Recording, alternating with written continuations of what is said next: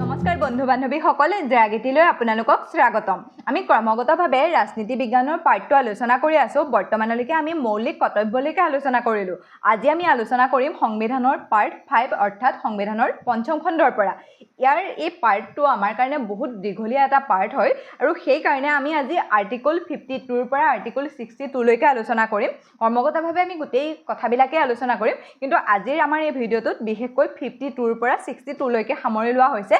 সংবিধানৰ পঞ্চম খণ্ড অৰ্থাৎ পাৰ্ট 5ত আমাক বিশেষকৈ কেন্দ্ৰীয় চৰকাৰ বা চেন্ট্ৰেল গভৰ্ণমেণ্টৰ কথা উল্লেখ কৰা হৈছে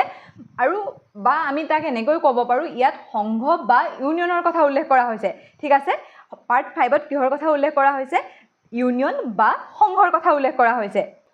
এতিয়া মই যে আপোনালোকক ক'লোঁ এই পাৰ্টটো বহুত ডাঙৰ বা বহুত দীঘলীয়া হয় আৰু এনেকুৱাও আপোনালোকে ক'ব পাৰে যে এইটো সংবিধানৰ আটাইতকৈ দীঘল ভাগ।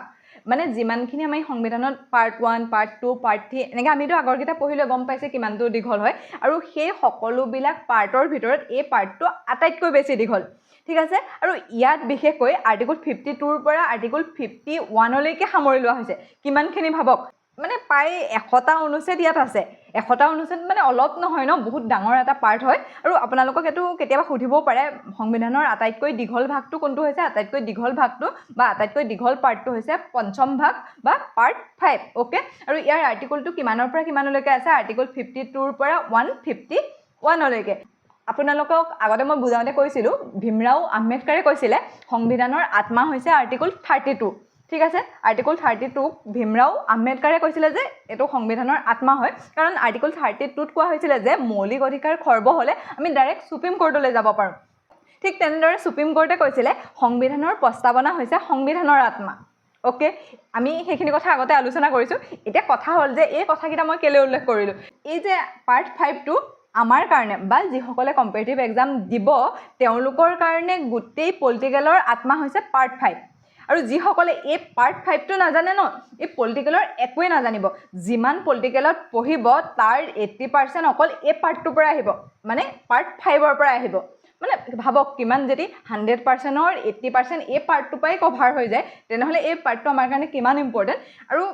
এই যে মই কৈ আছোঁ যে এইটো আপোনালোকৰ কাৰণে ইম্পৰ্টেণ্ট, কিয় জানেনে? এই পাৰ্টটোত বিশেষকৈ ৰাষ্ট্ৰপতি, উপৰাষ্ট্ৰপতি, প্ৰধানমন্ত্ৰী, উপপ্ৰধানমন্ত্ৰী, এটৰ্নি জেনেৰেল, লোকসভা, ৰাজ্যসভা, লোকসভাৰ বৈঠক, ৰাজ্যসভাৰ বৈঠক, বাজেট, সংসদৰ সমিতি সকলোবিলাক ইয়াত আছে। আৰু ইয়াত সুপ্ৰিম কোৰ্টৰ কথাও আহে। আৰু তাতকৈ ডাঙৰ কথা কি জানেনে? যদি এই পাৰ্টটো আপোনালোকে কেনেবাকৈ নাজানে তেনেহ'লে পাৰ্ট 6 একোৱে বুজি নাপাব। কাৰণ তাত কি আছে? পাৰ্ট 6ত আছে আমাৰ মুখ্যমন্ত্ৰীৰ কথা আহিব, বিধান পৰিষদ, বিধানসভা, ৰাজ্যপাল, সেই যিখিনি আমাৰ ৰাজ্যত হয় সেই ৰাজ্যখিনিৰ কথা আহিব। আৰু যদি এই পাৰ্টটো নাজানে তেনেহ'লে আপোনালোকে পাছৰ পাৰ্টটো জানিবলৈ দিগদাৰ হ'ব। ঠিক আছে, এই কথাখিনি আপোনালোকক ইয়াত এইকাৰণেই কৈছোঁ যাতে আপোনালোকে পাৰ্টটো গুৰুত্ব দি পঢ়ে। ইয়াত আপোনালোকে এইখিনিলৈকে মনত ৰাখিবলগীয়া কথা কি হ'ল? পাৰ্ট 5ত আৰ্টিকল 52ৰ পৰা 51লৈকে আছে আৰু ই আটাইতকৈ সংবিধানৰ দীঘল ভাগ হয় আৰু ইয়াত বিশেষকৈ সংঘ বা ইউনিয়নৰ কথা আলোচনা কৰা হৈছে।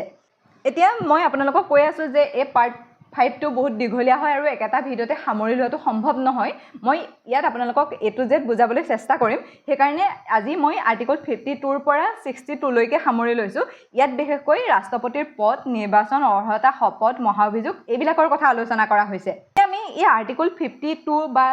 52, 53, 54, 55 তেনেকৈ 62লৈকে কি আছে প্ৰত্যেকটো অনুচ্ছেদত এবাৰ ওপৰে ওপৰে চাই লওঁ, তাৰপাছত ডিটেইলছত গৈ আহি আছোঁ। ফাৰ্ষ্ট আহিলে আৰ্টিকল 52ত ভাৰতৰ ৰাষ্ট্ৰপতি পদৰ কথা কোৱা হৈছে। নেক্সট আহিলে আৰ্টিকল 53ত কাৰ্যপালিকাৰ ক্ষমতাৰ কথা কোৱা হৈছে, অৰ্থাৎ ইয়াত ৰাষ্ট্ৰপতিক কাৰ্যপালিকাৰ প্ৰধান বুলি উল্লেখ কৰা হৈছে। অ'কে, তাৰপাছত আহিলে আৰ্টিকল 54ত নিৰ্বাচন মণ্ডলীৰ কথা কোৱা হৈছে, অৰ্থাৎ ৰাষ্ট্ৰপতিক কোনে নিৰ্বাচন কৰিব বা কেনেকৈ নিৰ্বাচন কৰিব সেই বিষয়ে আলোচনা কৰা হৈছে। তাৰপাছত আহিলে আৰ্টিকল 55 নিৰ্বাচন পদ্ধতিৰ কথা কোৱা হৈছে। পদ্ধতি মানে তেওঁ ধৰক কিমানখিনি ভোট পাব লাগিব, তেওঁ ৰাষ্ট্ৰপতি পদৰ বাবে যোগ্য হয় নাই, সেই কথাবিলাক উল্লেখ আছে। তাৰপাছত আহিলে অনুচ্ছেদ 56ত তেওঁৰ কাৰ্যকালৰ কথা কোৱা হৈছে, অৰ্থাৎ ৰাষ্ট্ৰপতিৰ কাৰ্যকালৰ কথা কোৱা হৈছে। তেওঁ কিমান বছৰ ধৰক ৰাষ্ট্ৰপতি পদত অধিষ্ঠিত হ'ব পাৰিব বা তেওঁ কেনেকৈ কিমান দিনলৈকে সেই পদত থাকিব, সেই কথাবিলাক আলোচনা কৰা হৈছে। তাৰপিছত আহিলে 57ত পুনৰ নিৰ্বাচনৰ যোগ্যতাৰ কথা কৈছে। পুনৰ নিৰ্বাচন মানে কি হয়? তেওঁ এবাৰৰ কাৰণেহে ৰাষ্ট্ৰপতি হ'ব পাৰিবনে নে পুনৰ আকৌ ৰাষ্ট্ৰপতি হ'ব পাৰিব,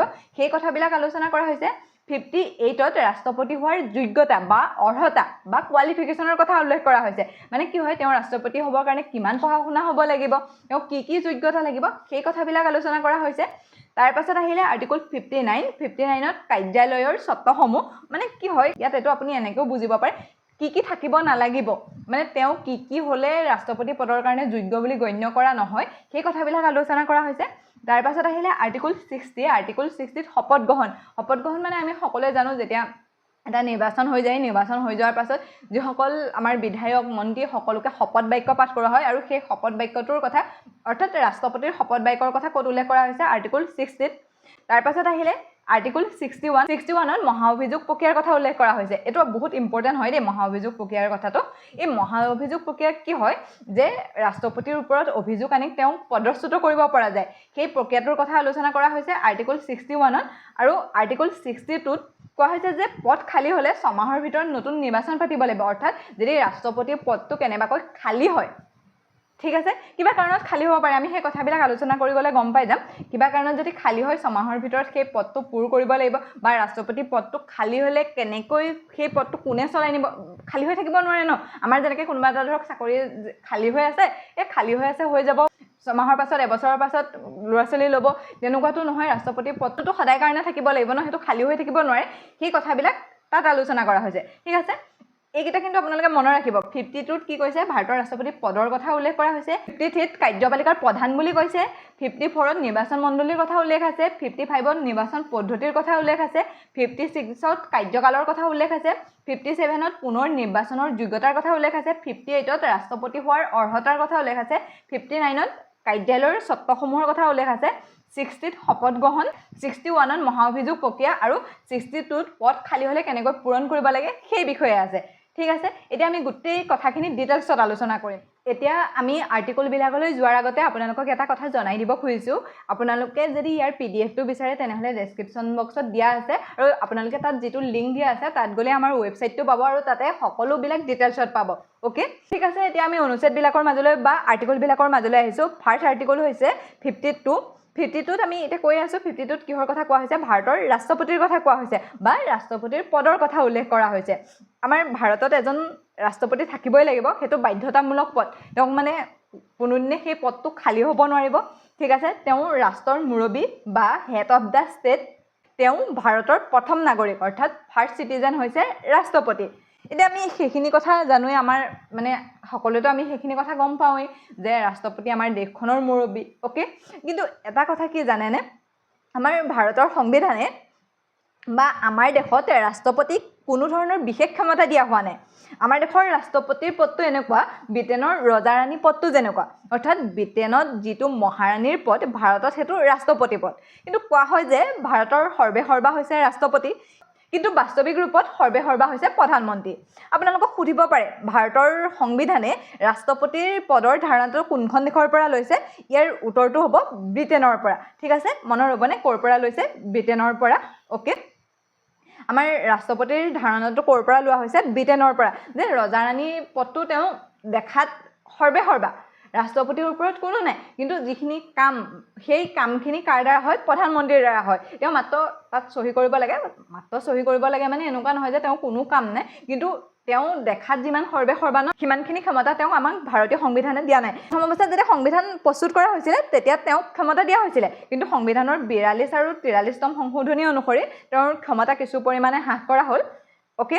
মানে তেওঁ প্ৰধান আমাৰ কাৰণে অ'কে সেইটোও মনত ৰাখিব তেওঁ আমাৰ কাৰণে প্ৰধান নোহোৱা নহয় তেওঁ প্ৰধান কিন্তু সংবিধানে তেওঁক কিছুমান ক্ষমতা কম কৰি দিছে অ'কে আৰ্টিকল 52ত আপোনালোকৰ কাৰণে ইম্পৰ্টেণ্ট কথাকেইটা হৈছে ইয়াত ৰাষ্ট্ৰপতি পদৰ বিষয়ে উল্লেখ কৰা হৈছে আৰু ই ব্ৰিটেইনৰ সংবিধানৰ পৰা লোৱা হৈছে অ'কে ক'ৰ সংবিধানৰ পৰা লোৱা হৈছে ইউনাইটেড কিংডম বা ব্ৰিটেইনৰ সংবিধানৰ পৰা লোৱা হৈছে এতিয়া আহোঁ আৰ্টিকল 53 লৈ ইয়াত কাৰ্যপালিকাৰ ক্ষমতাৰ কথা কোৱা হৈছে কেন্দ্ৰীয় চৰকাৰৰ সকলো কাৰ্যপালিকাৰ ক্ষমতা ৰাষ্ট্ৰপতিৰ হাতত ন্যস্ত থাকে অৰ্থাৎ কি হৈছে ইয়াত কোৱা হৈছে যে ৰাষ্ট্ৰপতি কাৰ্যপালিকাৰ প্ৰধান অৰ্থাৎ গোটেই আমাৰ যোনটো কাৰ্যপালিকা আছে সেই কাৰ্যপালিকাৰ প্ৰধান হৈছে ৰাষ্ট্ৰপতি এতিয়া কাৰ্যপালিকা মানে কি হয় কাৰ্যপালিকা মানে হৈছে কাম কৰোৱা মানুহ অৰ্থাৎ কাৰ্যপালিকা মানে হ'ল সেইসকল লোক যিসকলৰ দ্বাৰা দেশত কাম কৰাই আছে এতিয়া এনেকৈ বুজিবলৈ অলপ চাগে অসুবিধা পাইছে এক কথাতে আমি এনেকৈ ক'ব পাৰোঁ দেশত যিমানসকল চৰকাৰী কৰ্মচাৰী আছে সকলো কাৰ্যপালিকাৰ অন্তৰ্ভুক্ত মানে সফাই কৰ্মীৰ পৰা আৰম্ভ কৰি এচিএছ এপিএছ সকলো কৰ্মচাৰী মন্ত্ৰী সকলো কাৰ্যপালিকাৰ অন্তৰ্ভুক্ত আৰু তেওঁলোকৰ প্ৰধান হৈছে ৰাষ্ট্ৰপতি মানে সফাই কৰ্মীৰ পৰা এচিএছ এপিএছ মন্ত্ৰী সকলোৰে প্ৰধানজন হৈছে আমাৰ ৰাষ্ট্ৰপতি আমাৰ দেশখন কাৰ্যপালিকাৰ মতে চলে অৰ্থাৎ মানে এনেকৈ উদাহৰণ এটা ল'ব পাৰে আমাৰ অসমত যেনিবা জনগণনা কৰিব লাগে কোনে কৰিব চৰকাৰী কৰ্মচাৰীসকলৰ দ্বাৰা কৰাব বা চৰকাৰে কোনোবা এখন আইন আনিছে এখন কাৰ দ্বাৰা কামখিনি কৰাব বা আমি এনেকৈ ক'ব পাৰোঁ কোনো এখন আইন অহাৰ পাছত যিসকলে কাম কৰায় তেওঁলোকে হৈছে কাৰ্যপালিকা এতিয়াতো আমি পালোঁ যে কাৰ্যপালিকাৰ প্ৰধান মানে ৰাষ্ট্ৰপতি হৈছে কাৰ্যপালিকাৰ আমাৰ যিমানখিনি কাম হয় সেই কামখিনিৰ প্ৰধান হৈছে ৰাষ্ট্ৰপতি মানে সকলোৰে যেনিয়ে নাযাওক আমাৰ যেনিবা ধৰক চিকিৎসালয়খনৰ পৰা চিকিৎসালয় যিসকল সফাই কৰ্মীৰ পৰা আৰম্ভ কৰি নাৰ্ছ ডাক্তৰৰ পৰা গৈ যদিও আমি লিংকটো লগাওঁ তেতিয়াও ৰাষ্ট্ৰপতিয়ে প্ৰধান হ'ব বা অইন এটা অফিচলৈও যদি তেনেকৈ সফাই কৰ্মীৰ পৰাই গৈ পেলাই যদি আমি চাওঁ ওপৰলৈ গৈ থাকোঁ তেওঁৰ ওপৰত কোন আছে তেনেকৈ গ'লেও ৰাষ্ট্ৰপতিয়ে প্ৰধান হ'ব এতিয়া আপোনালোকে কওকচোন ৰাষ্ট্ৰপতি নামমাত্ৰ প্ৰধান নে বাস্তৱিক আৰু এইটো সদায় মনত ৰাখিব ৰাষ্ট্ৰপতিৰ ক্ষমতা সদায় নামমাত্ৰ তেওঁ মানে বাস্তৱিক প্ৰধান নহয় বাস্তৱিক প্ৰধান আমাৰ প্ৰধানমন্ত্ৰীহে হয় আৰু যিখিনি মানে তেওঁক নামটো ৰাখি পেলাই তেওঁক প্ৰধান কৰা হৈছে অ'কে আৰু আমাৰ যি তিনিটা প্ৰতিৰক্ষা বাহিনী স্থল নৌ আৰু বায়ু সেনাৰ সৰ্বোচ্চ সেনাধ্যক্ষ হৈছে ভাৰতৰ ৰাষ্ট্ৰপতি সেইটো মনত ৰাখিবা আৰ্টিকল 53 কিহৰ কথা কোৱা হৈছে কাৰ্যপালিকাৰ ক্ষমতা অৰ্থাৎ কাৰ্যপালিকাৰ প্ৰধানজনেই হৈছে আমাৰ ৰাষ্ট্ৰপতি অ'কে এতিয়া আমি আলোচনা কৰিম আৰ্টিকল 54 আৰু আৰ্টিকল 55 এই দুইটা মই একেলগতে আলোচনা কৰিম আৰ্টিকল 54ত কৈছে যে ৰাষ্ট্ৰপতি নিৰ্বাচন মণ্ডলী বা ৰাষ্ট্ৰপতিক কোনে নিৰ্বাচন কৰে আৰু আৰ্টিকল 55ত নিৰ্বাচন পদ্ধতি মানে আমাৰ ৰাষ্ট্ৰপতিক কেনেকৈ নিৰ্বাচন কৰা হয় বা তেওঁৰ ৰাষ্ট্ৰপতিক কিমান সংখ্যক ভোট পাব লাগিব সেইবিলাক কথা আলোচনা কৰা হৈছে আৰ্টিকল 55ত ঠিক আছে আপোনালোকে ক'ব পাৰিবনে আমি ৰাষ্ট্ৰপতি নিৰ্বাচনত অংশগ্ৰহণ কৰোঁনে আমি ৰাষ্ট্ৰপতিক ভোট দিওঁনে নিদিওঁ ৰাষ্ট্ৰপতিক পৰোক্ষভাৱে নিৰ্বাচন কৰা হয় পৰোক্ষভাৱে মানে কি হয় আমি যিসকলক নিৰ্বাচন কৰি পঠিয়াওঁ তেওঁলোকে আমাৰ ৰাষ্ট্ৰপতিক নিৰ্বাচন কৰে এতিয়া আমি অলপ আগতে পাই আহিছোঁ যে আমাৰ ৰাষ্ট্ৰপতি পদটো ব্ৰিটেইনৰ পৰা লোৱা হৈছে অৰ্থাৎ ব্ৰিটেইনৰ ৰজা ৰাণী পদটো যেনেকুৱা আমাৰ ভাৰতৰ ৰাষ্ট্ৰপতি পদটোও তেনেকুৱা সেই তাৰ পৰাই লৈ পেলাই আমাৰ ভাৰতৰ ৰাষ্ট্ৰপতি পদটো সৃষ্টি কৰা হৈছে কিন্তু আমাৰ ভাৰতৰ ৰাষ্ট্ৰপতিজন বংশানুক্ৰমিক নহয় ইংলেণ্ডৰ ৰজা ৰাণীৰ পদটো বংশানুক্ৰমিক মানে কি হয় যদি তেওঁৰ দেউতাক আছিলে তেওঁৰ পুতেক হ'ব তেওঁৰ পুতেক হ'ব তেনেকৈ বংশানুক্ৰমিকভাৱে তেওঁলোকে সেই পদটো পায় কিন্তু আমাৰ ভাৰতৰ ৰাষ্ট্ৰপতি পদটো বংশানুক্ৰমিকভাৱে নাপায় মানে যদি কোনোবা এজন ৰাষ্ট্ৰপতি হয় বা সেই ৰাষ্ট্ৰপতিৰ পুতেক বা তেওঁৰ জীয়েকে সেই পদটোত অধিষ্ঠিত হ'ব নোৱাৰে অৰ্থাৎ আমাৰ ভাৰতৰ ৰাষ্ট্ৰপতিয়ে ভোট বিচাৰিব লাগে আৰু ভোটৰ দ্বাৰা জয় হৈহে তেওঁ ৰাষ্ট্ৰপতি পদত অধিষ্ঠিত হ'ব পাৰে এতিয়া কথা হ'ল তেওঁ ভোট কোনে দিয়ে আমি এতিয়ালৈকে যে পাইছোঁ যে তেওঁক আমি নিৰ্বাচন নকৰোঁ যদি আমি জনসাধাৰণে নকৰোঁ বা জনসাধাৰণে আমি তেওঁক ভোট নিদিওঁ তেনেহ'লে তেওঁক কোনে ভোট দিয়ে তেওঁক ভোট দিয়ে আমাৰ সংসদৰ দুইটা সদন অৰ্থাৎ লোকসভা আৰু ৰাজ্যসভাৰ নিৰ্বাচিত সদস্যসকলে একদম সেইটো কথা মনত ৰাখিব দেই সংসদৰ অৰ্থাৎ লোকসভা বা ৰাজ্যসভাৰ যিসকল নিৰ্বাচিত সদস্য আছে সেই নিৰ্বাচিত সদস্যসকলেহে তেওঁক ভোট দিয়ে আৰু আমাৰ যিখন বিধানসভা ৰাজ্যৰ যিবিলাক বিধানসভা থাকে সেই বিধানসভাত কোন থাকে বাৰু বিধানসভাত থাকে এমএলএ সেই এমএলএ সকলে ভোট দিয়ে আমাৰ ৰাজ্য হৈছে 28খন সেই 28খন ৰাজ্যৰ বিধানসভা আৰু দিল্লী আৰু পণ্ডিচেৰীৰ বিধানসভাৰ নিৰ্বাচিত সদস্যসকলে ভোট দিয়ে ঠিক আছে এইখিনি আমি অকণমান ডিটেইলছত চাই লওঁ এতিয়া মন কৰিব যে আমি এতিয়া ক'লোঁ যে সংসদৰ সদস্যসকলে ভোট দিয়ে সংসদত কোন আছে লোকসভা আৰু ৰাজ্যসভা অ'কে তাৰপিছত এইফালে আহিলে আমাৰ বিধানসভা আৰু বিধান পৰিষদ অ'কে এফালে আহিলে বিধানসভা আৰু এফালে আহিলে বিধান পৰিষদ এই বিধান পৰিষদো ৰাজ্যত থাকে বিধান পৰিষদো আমাৰ ৰাজ্যবিলাকৰ এটা অংশ কিন্তু বিধান পৰিষদ কি হয় আমাৰ 6খন ৰাজ্যত আছে আমাৰ অসমত বিধান পৰিষদ আছেনে আপোনালোকে জনাবচোন বাৰু মোক কমেণ্ট কৰি সেই বিধান পৰিষদ আমাৰ 6খন ৰাজ্যতহে আছে সেইকাৰণে বিধান পৰিষদেও আমাৰ ৰাষ্ট্ৰপতি নিৰ্বাচনত অংশগ্ৰহণ নকৰে অ'কে কোনে বিধান পৰিষদে ৰাষ্ট্ৰপতি নিৰ্বাচনত অংশগ্ৰহণ নকৰে আৰু সংসদৰ লোকসভা আৰু ৰাজ্যসভাৰ সদস্যসকল আৰু আমাৰ বিধানসভাৰ সদস্যসকল অৰ্থাৎ এমএলএ সকলে ইয়াত অংশগ্ৰহণ কৰে মনত ৰ'লে যে ৰাষ্ট্ৰপতি নিৰ্বাচন পৰোক্ষ নিৰ্বাচন আৰু সেই পৰোক্ষ নিৰ্বাচনত অংশগ্ৰহণ কৰে সংসদৰ অৰ্থাৎ লোকসভা আৰু ৰাজ্যসভাৰ নিৰ্বাচিত সদস্যসকলে মনোনীত নহয় দেই নিৰ্বাচিত সদস্যসকলে অংশগ্ৰহণ কৰে আৰু তেনেকৈ আমাৰ বিধানসভাৰ সদস্যসকলে অংশগ্ৰহণ কৰে কিন্তু বিধান পৰিষদে তাত অংশগ্ৰহণ নকৰে অ'কে এতিয়া যে মই ক'লোঁ যে নিৰ্বাচিত সদস্যসকলে অংশগ্ৰহণ কৰে মানে মনোনীত সদস্যসকলে অংশগ্ৰহণ নকৰে এই মনোনীত সদস্য মানে কি আপোনালোকে জানেনে মনোনীত সদস্য মানে হৈছে ৰাষ্ট্ৰপতিৰ হাতত কিছুমান এনে ক্ষমতা আছে তেওঁ তাৰ জৰিয়তে কিছুমান সদস্য মনোনীত কৰিব পাৰে যেনেকৈ লোকসভাত তেওঁ 2জন এংলো ইণ্ডিয়ান মনোনীত কৰিব পাৰে এইটো চাগে নিশ্চয় শুনিছে ৰাষ্ট্ৰপতিয়ে 2জন এংলো ইণ্ডিয়ান লোকসভাত মনোনীত কৰে এংলো ইণ্ডিয়ান মানে কি গম পায়নে মানে যেতিয়া ইংৰাজসকল আমাৰ ইয়াত আছিলে তেতিয়া তেওঁলোকে ইয়াৰ মহিলাসকলৰ লগত বিয়া হৈছিলে ন আৰু তেওঁলোকৰ যিসকল সন্তান আছে সেইসকলক এংলো ইণ্ডিয়ান বুলি কোৱা হয় বৰ্তমান বাৰু এই ব্যৱস্থাটো নাইকিয়া হ'ল কাৰণ এতিয়া এংলো ইণ্ডিয়ানো নাই যেতিয়া একেবাৰে সৰুজন হ'বলৈ হ'লেও 1947 চনৰ আগত জন্ম হ'ব লাগিব আৰু এতিয়ালৈকে যেতিয়া আছেও তেওঁলোক বহুত বয়স হৈ গ'ল সেইকাৰণে এই ব্যৱস্থাটো বৰ্তমান নাইকিয়া কৰি দিছে কিন্তু ৰাজ্যসভাত এতিয়াও ৰাষ্ট্ৰপতিয়ে 12জন লোক মনোনীত কৰিব পাৰে আৰু সেইসকল লোক সাহিত্য বিজ্ঞান কলা আদিৰ ক্ষেত্ৰত বিশেষ পাৰদৰ্শিত আছে যেনে শচীন তেণ্ডুলকাৰক দিছে ৰেখাক সেই ৰাষ্ট্ৰপতিয়ে নিজে মনোনীত কৰিছে ক'ত মনোনীত কৰিছে আমাৰ ৰাজ্যসভাত আৰু সেই মনোনীত সদস্যসকলে ৰাষ্ট্ৰপতিৰ নিৰ্বাচনত অংশগ্ৰহণ কৰিব নোৱাৰে আৰু ইয়াৰ কাৰণ এইটোৱে যে ৰাষ্ট্ৰপতিয়ে তেওঁলোকে নিজৰ হাতে তাত অধিষ্ঠিত কৰিছে বা ৰাজ্যসভালৈ আনিছে আৰু সেই মানুহজনক তেওঁলোকে পাছত যদি আকৌ নিৰ্বাচনত সেই ৰাষ্ট্ৰপতিজন উঠিলে তেওঁকেই ভোট দিব বেলেগক ভোট দিব নোৱাৰে ন বা তেওঁলোকৰ মনটোও নক'ব যে আমি বেলেগক দিওঁ তেওঁৱে আমাক নিৰ্বাচন কৰি আনিছে সেইকাৰণে সেই মনোনীত সদস্যসকলে ইয়াত অংশগ্ৰহণ কৰিব নোৱাৰে আৰু এই যিসকল মানে আমি এতিয়া যে ক'লো সংসদৰ লোকসভা আৰু ৰাজ্যসভাই অংশগ্ৰহণ কৰে নিৰ্বাচিত সদস্যসকলে অংশগ্ৰহণ কৰে আৰু আমাৰ বিধানসভাৰ যিসকল 24খন ৰাজ্যৰ বিধানসভা আৰু 3খন কেন্দ্ৰীয় শাসিতৰ যি বিধানসভা আছে তেওঁলোকে অংশগ্ৰহণ কৰে আৰু সেই সকলোকে কি বুলি কোৱা হয় নিৰ্বাচন মণ্ডল বা ইলেক্টৰিয়েল কলেজ বুলি কোৱা হয় আপোনালোকৰ এইখিনি মনত ৰৈছে নে যে ৰাষ্ট্ৰপতিৰ নিৰ্বাচন মণ্ডলীৰ কথা ক'ত উল্লেখ আছে আৰ্টিকল 54ত আছে তেওঁলোকক নিৰ্বাচন পৰোক্ষ নিৰ্বাচন বা ইনডাইৰেক্ট ইলেকশ্যন হয় তেওঁলোকক কোনে ভোট দিয়ে সংসদৰ অৰ্থাৎ লোকসভা আৰু ৰাজ্যসভাৰ নিৰ্বাচিত সদস্যসকলে ভোট দিয়ে আৰু বিধানসভাৰ নিৰ্বাচিত সদস্যসকল অৰ্থাৎ MLA সকলে তেওঁক ভোট প্ৰদান কৰে ঠিক আছে এতিয়া আমি চাওঁ ভোটদান প্ৰক্ৰিয়াটো কেনেকৈ হয় আমি এতিয়ালৈকে পালো যে ই পৰোক্ষ নিৰ্বাচন আমি ইয়াত অংশগ্ৰহণ কৰিব নোৱাৰো ৰাষ্ট্ৰপতিৰ নিৰ্বাচন একক হস্তান্তৰযোগ্য সমানুপাতিক পৰোক্ষ ভোটৰ দ্বাৰা হয় এতিয়া আমি বুজিব লাগিব এই যে একক হস্তান্তৰযোগ্য পৰোক্ষ ভোট কি ফাৰ্ষ্ট কথা হ'ল এই ভোটত সাধাৰণ জনসাধাৰণে অংশগ্ৰহণ কৰিব নোৱাৰে সেইটোতো আমি গম পালোৱে এতিয়া ধৰা হ'ল 3জন লোক এই নিৰ্বাচনত অংশগ্ৰহণ কৰিছে A B C ইয়াত মন কৰিব দেই আমি এতিয়ালৈকে গম পাইছোঁ যে ইয়াত কোনে কোনে অংশগ্ৰহণ কৰে সংসদৰ সদস্যসকলে অৰ্থাৎ লোকসভা আৰু এফালে ৰাজ্যসভা আৰু আমাৰ বিধানসভাৰ সদস্যসকলে ঠিক আছে বিধানসভাৰ সদস্যসকলে ইয়াত বিধান পৰিষদৰ সদস্যসকলে অংশগ্ৰহণ নকৰে আৰু লোকসভা আৰু ৰাজ্যসভাৰ যিসকল মনোনীত সদস্য সেই মনোনীত সদস্যসকলেও ইয়াত অংশগ্ৰহণ নকৰে লোকসভাৰ সদস্যৰ সংখ্যা কিমান 545 জন ঠিক আছে আৰু ৰাজ্যসভাৰ সদস্যৰ সংখ্যা 245 জন ওকে এইসকলে আমাৰ ৰাষ্ট্ৰপতি নিৰ্বাচনত অংশগ্ৰহণ কৰিব আৰু আমাৰ ৰাজ্যৰ যিমানখিনি 28খন বিধানসভা আৰু 3খন কেন্দ্ৰীয় শাসিত অঞ্চলৰ পৰা ইয়াত অংশগ্ৰহণ কৰিব আমি সেইখিনি কথা এতিয়ালৈকে বুজিলো এতিয়া এটা কথা মনত ৰাখিব ৰাষ্ট্ৰপতি নিৰ্বাচনত এজন ব্যক্তিয়ে এজনক ভোট দিব নোৱাৰে মানে এই 545 জনে ইয়াৰ কোনোবা এজনক ভোট দি দিলে তেনেকৈ ভোটটো নহয় ঠিক আছে সো ইয়াত EVM মেচিনৰ দ্বাৰা ভোট ল'বও নোৱাৰি আমি যেনেকৈ কোনোবা এজনক ধৰক আমাৰ ইয়াত কি আছে হাত পদুম টেবুল কিতাপ কোনোবা এজন উঠিলে আমি ধৰক কিতাপৰ চিনত ভোট দিলোঁ সেই কিতাপৰ চিনত ভোট দিয়াৰ পাছত তেওঁ জয়ী হ'ল কিন্তু ইয়াত সেই প্ৰচেছটো নচলে মানে যেনেকৈ আমি এজন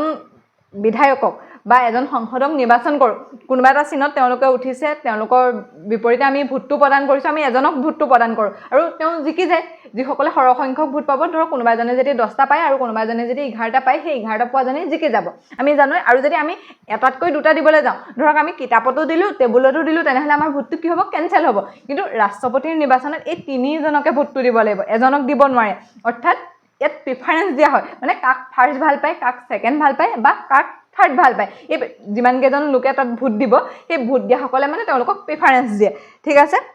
এজনক যেনিবা কম ভাল পায় যে এওঁ ফাৰ্ষ্ট হ'লে মই ভাল পাওঁ A ফাৰ্ষ্ট হ'লে ভাল পাওঁ বা C ছেকেণ্ড হ'লে ভাল পাওঁ তেনেকৈ প্ৰিফাৰেন্স দিয়ে এতিয়া চাব দে মই এনেই অকণমান লিষ্ট এখন বনাই দিছোঁ মোৰ যেনিবা B 1 নম্বৰত ভাল লাগিলে C 2 নম্বৰত ভাল লাগিলে তাৰপাছত A 3 নম্বৰত ভাল লাগে ঠিক তেনেকৈ অন্য এজন আহিলে সেই অন্যজনে কি কৰিলে ধৰক B 3 নম্বৰত ভাল লাগে C 2 নম্বৰত ভাল লাগে আৰু এক নম্বৰত ভাল লাগে তাৰপাছত আকৌ এজন আহিলে সেইজনে কি কৰিলে B 3 নম্বৰ দিলে তাৰপাছত C দিলে 1 নম্বৰ আৰু A দিলে 2 নম্বৰ আকৌ আহিলে এজন এতিয়া ধৰক মই 500 বা যিমানসকলে ভোট দিব সকলো নেদেখাম মাত্ৰ আপোনালোকে বুজিবৰ কাৰণে অলপ দেখুৱাই দিছোঁ তাৰপাছত সেইজনে আহিলে কি কৰিলে B 1 নম্বৰ দিলে A 3 নম্বৰ দিলে আৰু C দিলে 2 নম্বৰ তাৰপাছত এজন আহিলে 3 1 দিলে 3 তাৰপাছত বিক দিলে 2 আৰু ইয়াক দিলে চিক দিলে a মানে তেওঁলোকে ভোটটো কমপ্লিট হৈ গ'ল এটা কি হ'ব এই সমানুপাতিক ভোটটো কেনেকৈ উলিয়া হয় ইয়াত দুটা স্টেপ বা তিনিটা স্টেপত ইয়াত গণনা কৰা হয় এটা বুজি পাইছে যে বিক মই ভাল লাগিলে কাৰণে 1 দিলো চিক ভাল সেকেন্ডত মানে যদি বি নহয় সি হ'ব এনেকুৱা ভাবি পেলাই মই চিক 2 নম্বৰ প্ৰিফাৰেন্স দিলো আৰু এক আৰু মোক নালাগে মানে এতিয়া মই আপোনালোকক ভালকে বুজিবৰ বাবে আকৌ এখন লিখি লৈছো তাত মই বুজাবলৈ দিগদাৰ হ'লহেঁতেন এতিয়া আমি কি কৰিব লাগিব ইয়াৰ পৰা কেনেকৈ ৰাষ্ট্ৰপতিজনক নিৰ্বাচন কৰিব ঠিক আছে আমি এটা ফাৰ্ষ্ট চাব লাগিব 1 নম্বৰত কিমান জনক ৰখা হ'ল এতিয়া এ 1 নম্বৰ কিমান পালে ফাৰ্ষ্ট প্ৰিফাৰেন্স কিমান পালে এজনৰ পৰা পালে ঠিক আছে তেনেকৈ বি এ কিমান জনৰ পৰা পালে দুজনৰ পৰা পালে আৰু সি এ কিমান জনৰ পৰা পালে দুজনৰ পৰা পালে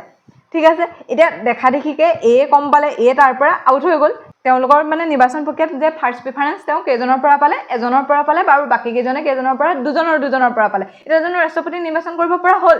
নহলে ন দুজনে সমান পালে ঠিক আছে এটো ফাৰ্ষ্ট স্টেপ হ'ল ফাৰ্ষ্ট স্টেপত কি হৈ গ'ল এ আউট হৈ গ'ল এৰ কোনো মানে ইয়াত নাথাকে আৰু এৰ তাত কোনো কৰিবলগীয়া নাথাকে তেওঁ আউট হৈ গ'ল তেওঁ ৰাষ্ট্ৰপতি পদৰ কাৰণে নহব এতিয়া আকৌ বি আৰু চিৰ মাজত আকৌ চাব লাগিব এটো আহিব সেকেন্ড স্টেপ ঠিক আছে আমি ফাৰ্ষ্ট স্টেপটোত কোন পালো যে বি আৰু সি সমান পাইছে সমান প্ৰিফাৰেন্স পাইছে আৰু এটা সেকেন্ড স্টেপত কি চাব লাগিব সেকেন্ড প্ৰিফাৰেন্স কিমানে দিছে বিক সেকেন্ড প্ৰিফাৰেন্স কেজনে দিছে এজনে দিছে ঠিক আছে আকৌ তেনেকৈ চিক সেকেন্ড প্ৰিফাৰেন্স কিমানে দিছে এজনে দুজনে তিনজনে মানে সি এ তিনজনে সেকেন্ড প্ৰিফাৰেন্স দিছে ইয়াৰ মানে কি হ'ল বি হাৰিলে সি জিকিলে ঠিক আছে এটো সেকেন্ড স্টেপত হৈ যাব আপোনালোকে কথাটো বুজি পাইছেনে প্ৰিফাৰেন্সটো কেনেকৈ দিয়ে যদি আমি 1 নম্বৰত চালো যে ফাৰ্ষ্ট প্ৰিফাৰেন্স কোনে দিছে এ এবাৰ এজনৰ পালে বি এ দুজনৰ পালে সি এ দুজনৰ পালে সেইকাৰণে তেওঁলোকৰ মাজত নিৰ্বাচন কৰিব পৰা নগলে তাৰপিছত সেইকাৰণে আকৌ চোৱা হ'ল হেতু যেতিয়া চালে তেতিয়া দেখিলে যে সেকেন্ড প্ৰিফাৰেন্স কিমানে দিছে সেকেন্ড প্ৰিফাৰেন্স বিক দিছে এজনে কিন্তু চিক কেজনে দিছে তিনজনে সেইকাৰণে কোন জিকিব সি জিকিব এটো মানে ফাৰ্ষ্ট স্টেপত বা ফাৰ্ষ্ট চৰণত নিৰ্বাচন কৰিব পৰা নগল আৰু সেকেন্ড চৰণত বা সেকেন্ড স্টেপত ইয়াক ৰাষ্ট্ৰপতিক নিৰ্বাচন কৰিব পৰা হ'ল এইখিনিতে আপোনালোকৰ এটা কোৱেশ্চন হ'ব পাৰে দেই এই দ্বিতীয় চৰণৰ ভোট গণনাত কোন ৰাষ্ট্ৰপতি হৈছিলে বিবি গিৰি হৈছিলে ঠিক আছে যেতিয়া জাকিৰ হোসেন ৰাষ্ট্ৰপতি আছিলে তেওঁ কাৰ্যকালতে মৃত্যু হয় আৰু বিবি গিৰি সেই সময়ত উপৰাষ্ট্ৰপতি আছিলে আৰু উপৰাষ্ট্ৰপতি পদৰ পৰা যেতিয়া ৰাষ্ট্ৰপতিৰ মৃত্যু হয় উপৰাষ্ট্ৰপতিক ৰাষ্ট্ৰপতি পদলৈ মনোনীত কৰা হয় আৰু তেনেকৈ বিবি গিৰিকো ৰাষ্ট্ৰপতি পদলৈ লৈ অহা হৈছিলে কিন্তু কি হ'ল বিবি গিৰিয়ে ভাবিলে যে ময়ে ৰাষ্ট্ৰপতি হওঁ যেতিয়া পদটো খালী হৈ আছে আকৌ নিৰ্বাচন নহব জানো সেইকাৰণে তেওঁ ৰাষ্ট্ৰপতি নিৰ্বাচনত অংশগ্ৰহণ কৰিছিলে কিন্তু প্ৰথম যেটো স্টেপ আছিল সেই প্ৰথম স্টেপত তেওঁ জয়ী হোৱা নাছিলে কিন্তু পাছৰ যেতিয়া দ্বিতীয় চৰণ কৰা হৈছিলে দ্বিতীয় চৰণত তেওঁ জয়ী হৈছিলে এটো ফুৰিব পাৰে কোনে দ্বিতীয় চৰণত জয়ী হৈছিলে বিবি গিৰি সমানুপাতিক ভোট কি আপোনালোকে বুজি পাইছেনে বাৰু যদি আপোনালোকে কিবা অসুবিধা পাইছে আপোনালোকৰ কাৰণে এই পাৰ্টটো মানে এই আৰ্টিকল দুটা মই আকৌ এটা ভিডিঅ' লৈ আহিম যাতে মই ডিটেইলছত বুজাব পাৰোঁ ঠিক আছে এতিয়া আমি এখিলৈকে বুজিলো যে সমানুপাতিক কি ঠিক আছে সমানুপাতিক মানে কি বুজি পাইছেনে যে ৰাষ্ট্ৰপতি পদৰ কাৰণে যিমান সকল প্ৰাৰ্থী মনোনীত কৰা হয় বা যিমান সকল প্ৰাৰ্থী নিৰ্বাচনত অংশগ্ৰহণ কৰে তেওঁলোকৰ গোটেই কিজনকে ভোট দিব লাগিব অৰ্থাৎ তেওঁলোকক প্ৰিফাৰেন্স হিচাপত ভোট দিয়া হয় আৰু সেইটো কেনেকৈ চোৱা হয় যে তেওঁলোকক ফাৰ্ষ্ট প্ৰিফাৰেন্স কিমানে দিছে যদি ফাৰ্ষ্ট প্ৰিফাৰেন্সতে যদি তেওঁলোক জিকি যায় সেইজনে জিকি গ'ল ফাৰ্ষ্ট ষ্টেপতে জিকি যাব যদি ফাৰ্ষ্ট প্ৰিফাৰেন্সত তোমালোকে তেওঁক ৰাষ্ট্ৰপতি হিচাপে পোৱা নাযায় বা তেনেকৈ দুজন বা তিনিজন ওলাই আহে তেতিয়া কি কৰিব আকৌ সেকেন্ড প্ৰিফাৰেন্স কোনে দিছে সেইটো চোৱা হয় বা যদি আকৌ তেতিয়াও নোৱাৰে তাৰপিছত থাৰ্ড প্ৰিফাৰেন্স কাক দিছে সেইটো চোৱা হয় ওকে এতিয়া আমি চাম একক হস্তান্তৰযোগ্য কি তো ইমান ডাঙৰ কথা নহয় এই সমানুপাতিকটো বুজি পালে একক হস্তান্তৰযোগ্য কি হয় এই যে এ সকলোতকৈ কম ভোট পালে ঠিক আছে এই এৰ ভোটখিনি যিজন জিকিছে সেই জিকাজনলৈ দি দিয়া হয় অৰ্থাৎ চিলে দি দিয়া হয়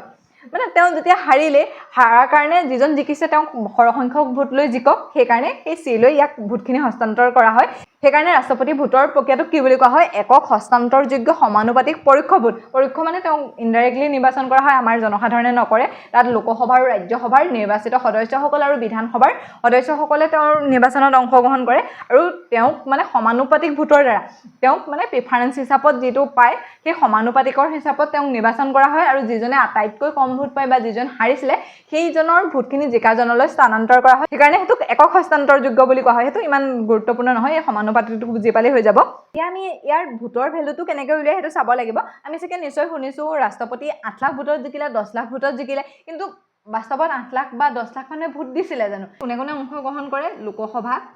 ৰাজ্যসভা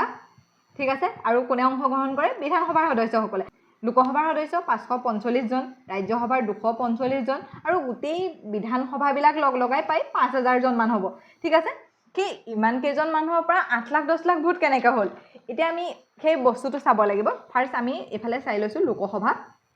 ঠিক আছে আৰু আহিলে ৰাজ্যসভা আৰু এফালে আহিলে আমাৰ বিধানসভাত কোন থাকে বাৰু বিধানসভাত আমি কোন থাকে বুলি জানো বিধানসভাত আমাৰ এমএলএ সকল থাকে ঠিক আছে এতিয়া এমএলএ এজনে ভোট কিমান হ'ব যে এমএলএ এজনে যদি ৰাষ্ট্ৰপতিক ভোট দিয়ে তেওঁৰ কিমান ভোট পাব সেই বস্তুটো জানিব লাগিব এই সূত্ৰটো আমাৰ কেতিয়াবা আহে ঠিক আছে এতিয়া এমএলএ জনৰ ভোটটো কেনেকৈ নিৰ্ধাৰণ কৰা হয় আমাৰ ৰাজ্যখনৰ মুঠ জনসাধাৰণ ঠিক আছে ৰাজ্যৰ মুঠ জনসাধাৰণ ওকে আৰু তলত আহিব মুঠ এমএলএ অৰ্থাৎ আমাৰ এমএলএ কেইজন আছে বাৰু আমাৰ এমএলএ 126 জন আছে পূৰণ 1000 এই সূত্ৰটো মনত ৰাখিব ৰাজ্যৰ মুঠ জনসাধাৰণ মানে আমি অসমখনক চাবলৈ হ'লে অসমখনৰ মুঠ জনসাধাৰণ ডিভাইডেড বাই মুঠ এমএলএ আমাৰ মানে কিমানজন এমএলএ আছে ইনটু 1000 অৰ্থাৎ মানে অসমখনৰ মুঠ জনসংখ্যা ডিভাইডেড বাই অসমৰ মুঠ এমএলএ পূৰণ 1000 ওকে ইয়াত গোটেই এমএলএ খিনিৰ ভোট নহয় দেই আমাৰ 126 জন আছে বুলি 126 জনৰ ভোটটো নিৰ্ধাৰণ হৈ নাযায় ইয়াত এজন এমএলএ এটা ভোট দিলে ৰাষ্ট্ৰপতি কিমান ভোট পাব সেইটো নিৰ্ণয় কৰা হয় এইটো কেতিয়াবা আপোনালোকক সুধিব পাৰে দেই